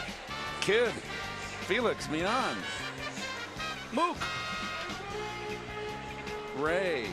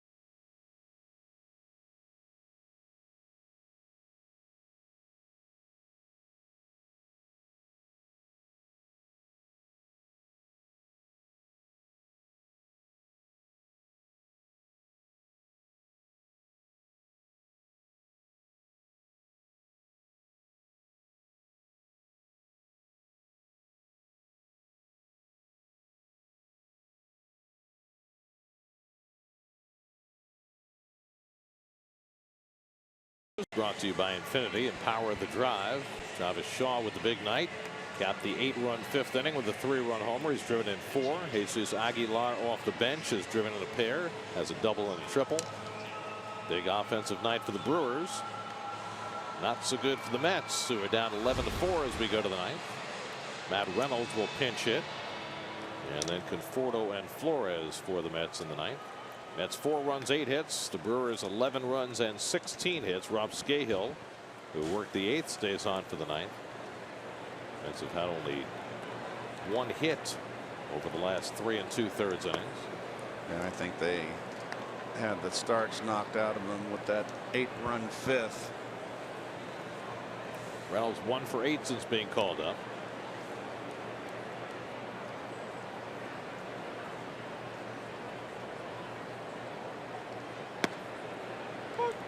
Ball and strike. Final game of the series tomorrow afternoon, 2 o'clock Eastern time. Jacob deGrom will be trying to salvage one for the Mets before they head to Arizona. They need to get escape here with 1 win.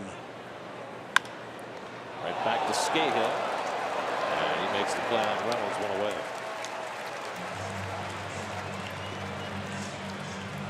Well, after we're done here, as Michael Conforto comes up.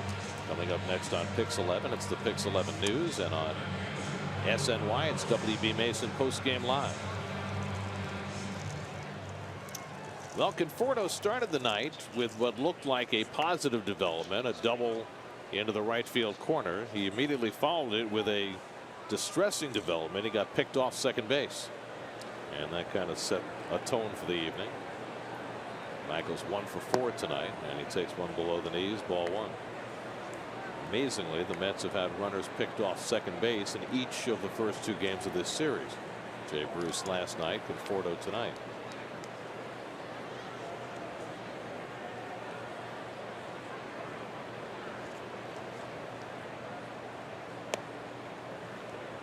To Conforto.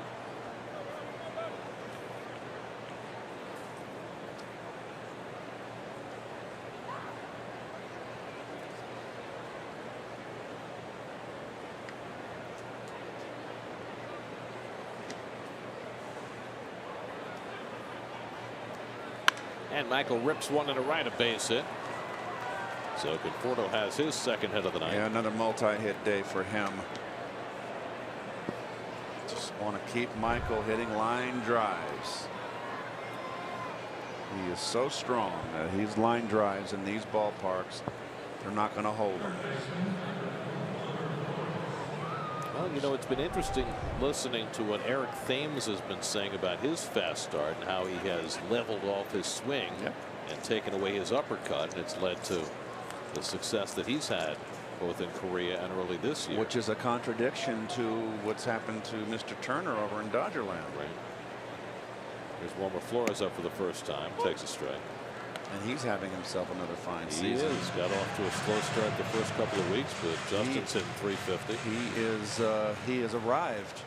He is a big league. We always liked him anyway. He was a smart player. Well, he went to the Marlin Bird School. Marlin really taught him how to get the ball out front, pull the ball more, and it worked for him. And the same things are not going to work for every hitter. It's the smart athlete that the intelligent athlete that can absorb what he hears from veterans and implement them into his game. Some things may not, you may not feel work, and some things say, hey, why didn't I think of that? This is great. Makes you a better hitter, makes you a better player.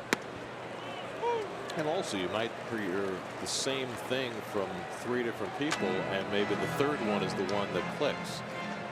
And there was a lot of things I heard over the years that I just didn't make any sense to me by my hitting coaches, which weren't that many back in the minor leagues. My day, they weren't hitting coaches for every team. There was only the minor league hitting coach, and he would come in like a wanderer. He would come and stay for a homestand, and he'd go on to the next league for that homestand, and you'd see him maybe twice, 3 times a year. It was Joe Ducky Medwick. And he never really said anything that made any sense to me. And Bob Kennedy, I remember one time said, be quick with your feet, and that didn't make sense to me. But there were some things that Boyer told me, that Lou Brock told me, that made sense. No, Ralph Kiner, our great friend, I asked Ralph, what did you do when you were in a slump, Ralph? And Ralph said, I'd go out in BP and I'd try to pull the ball as far foul as I could down the left field line. And I said, you're kidding. It just was so opposite of what you were taught. Cross current, Right. cross grain, because I would go the opposite field when I was in a slump. So, you know, different strokes for different folks. Wilmer hits one out to center field. Broxton easing back. And that's the second out. But the most important thing as a player is that you listen when you're coming up. You watch the games and you listen to the veterans. So the Mets are down to their final out of the night. Jay Bruce coming up 0 for 4 tonight, 0 for 7 in this series so far.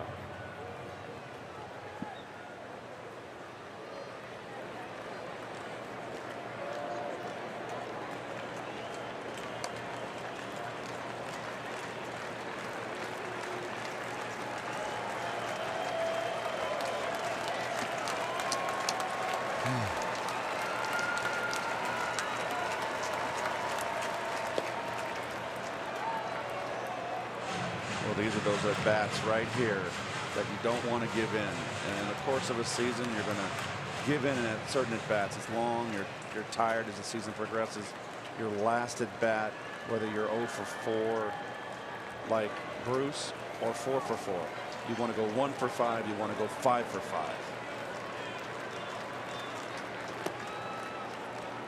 2-0 to Jay.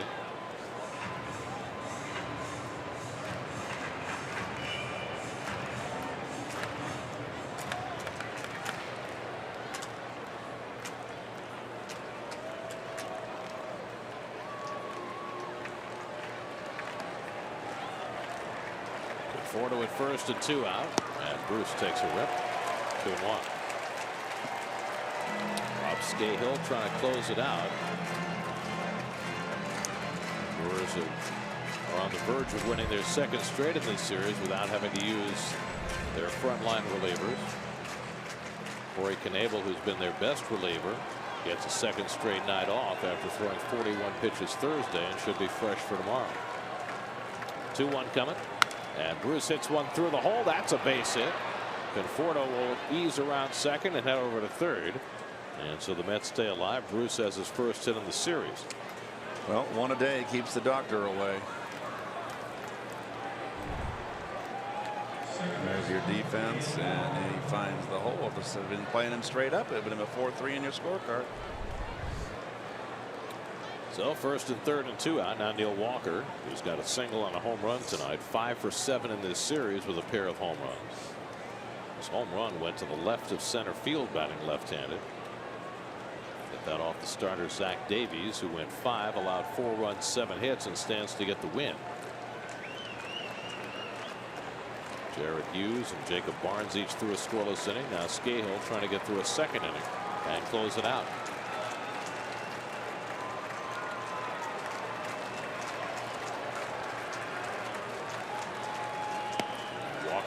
Goes around, 0-1. I don't think he picked this ball up. Look at the swing.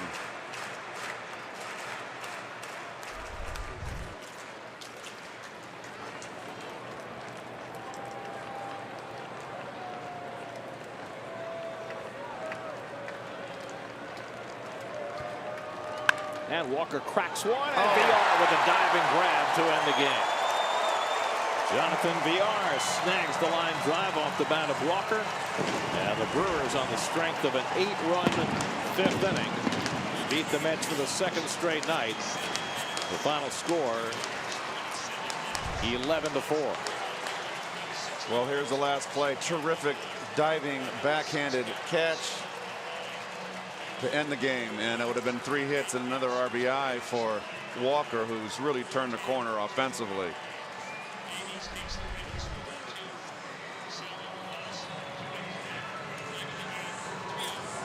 So the Mets suffer their 3rd straight loss. as the 8-run 5th inning, capped by the Travis Shaw 3-run homer, put the Mets to ruin tonight. The game summary brought to you by Pitney Bowes, the craftsman of commerce. Robert Gazelman goes 4 innings plus and gets tagged with the loss.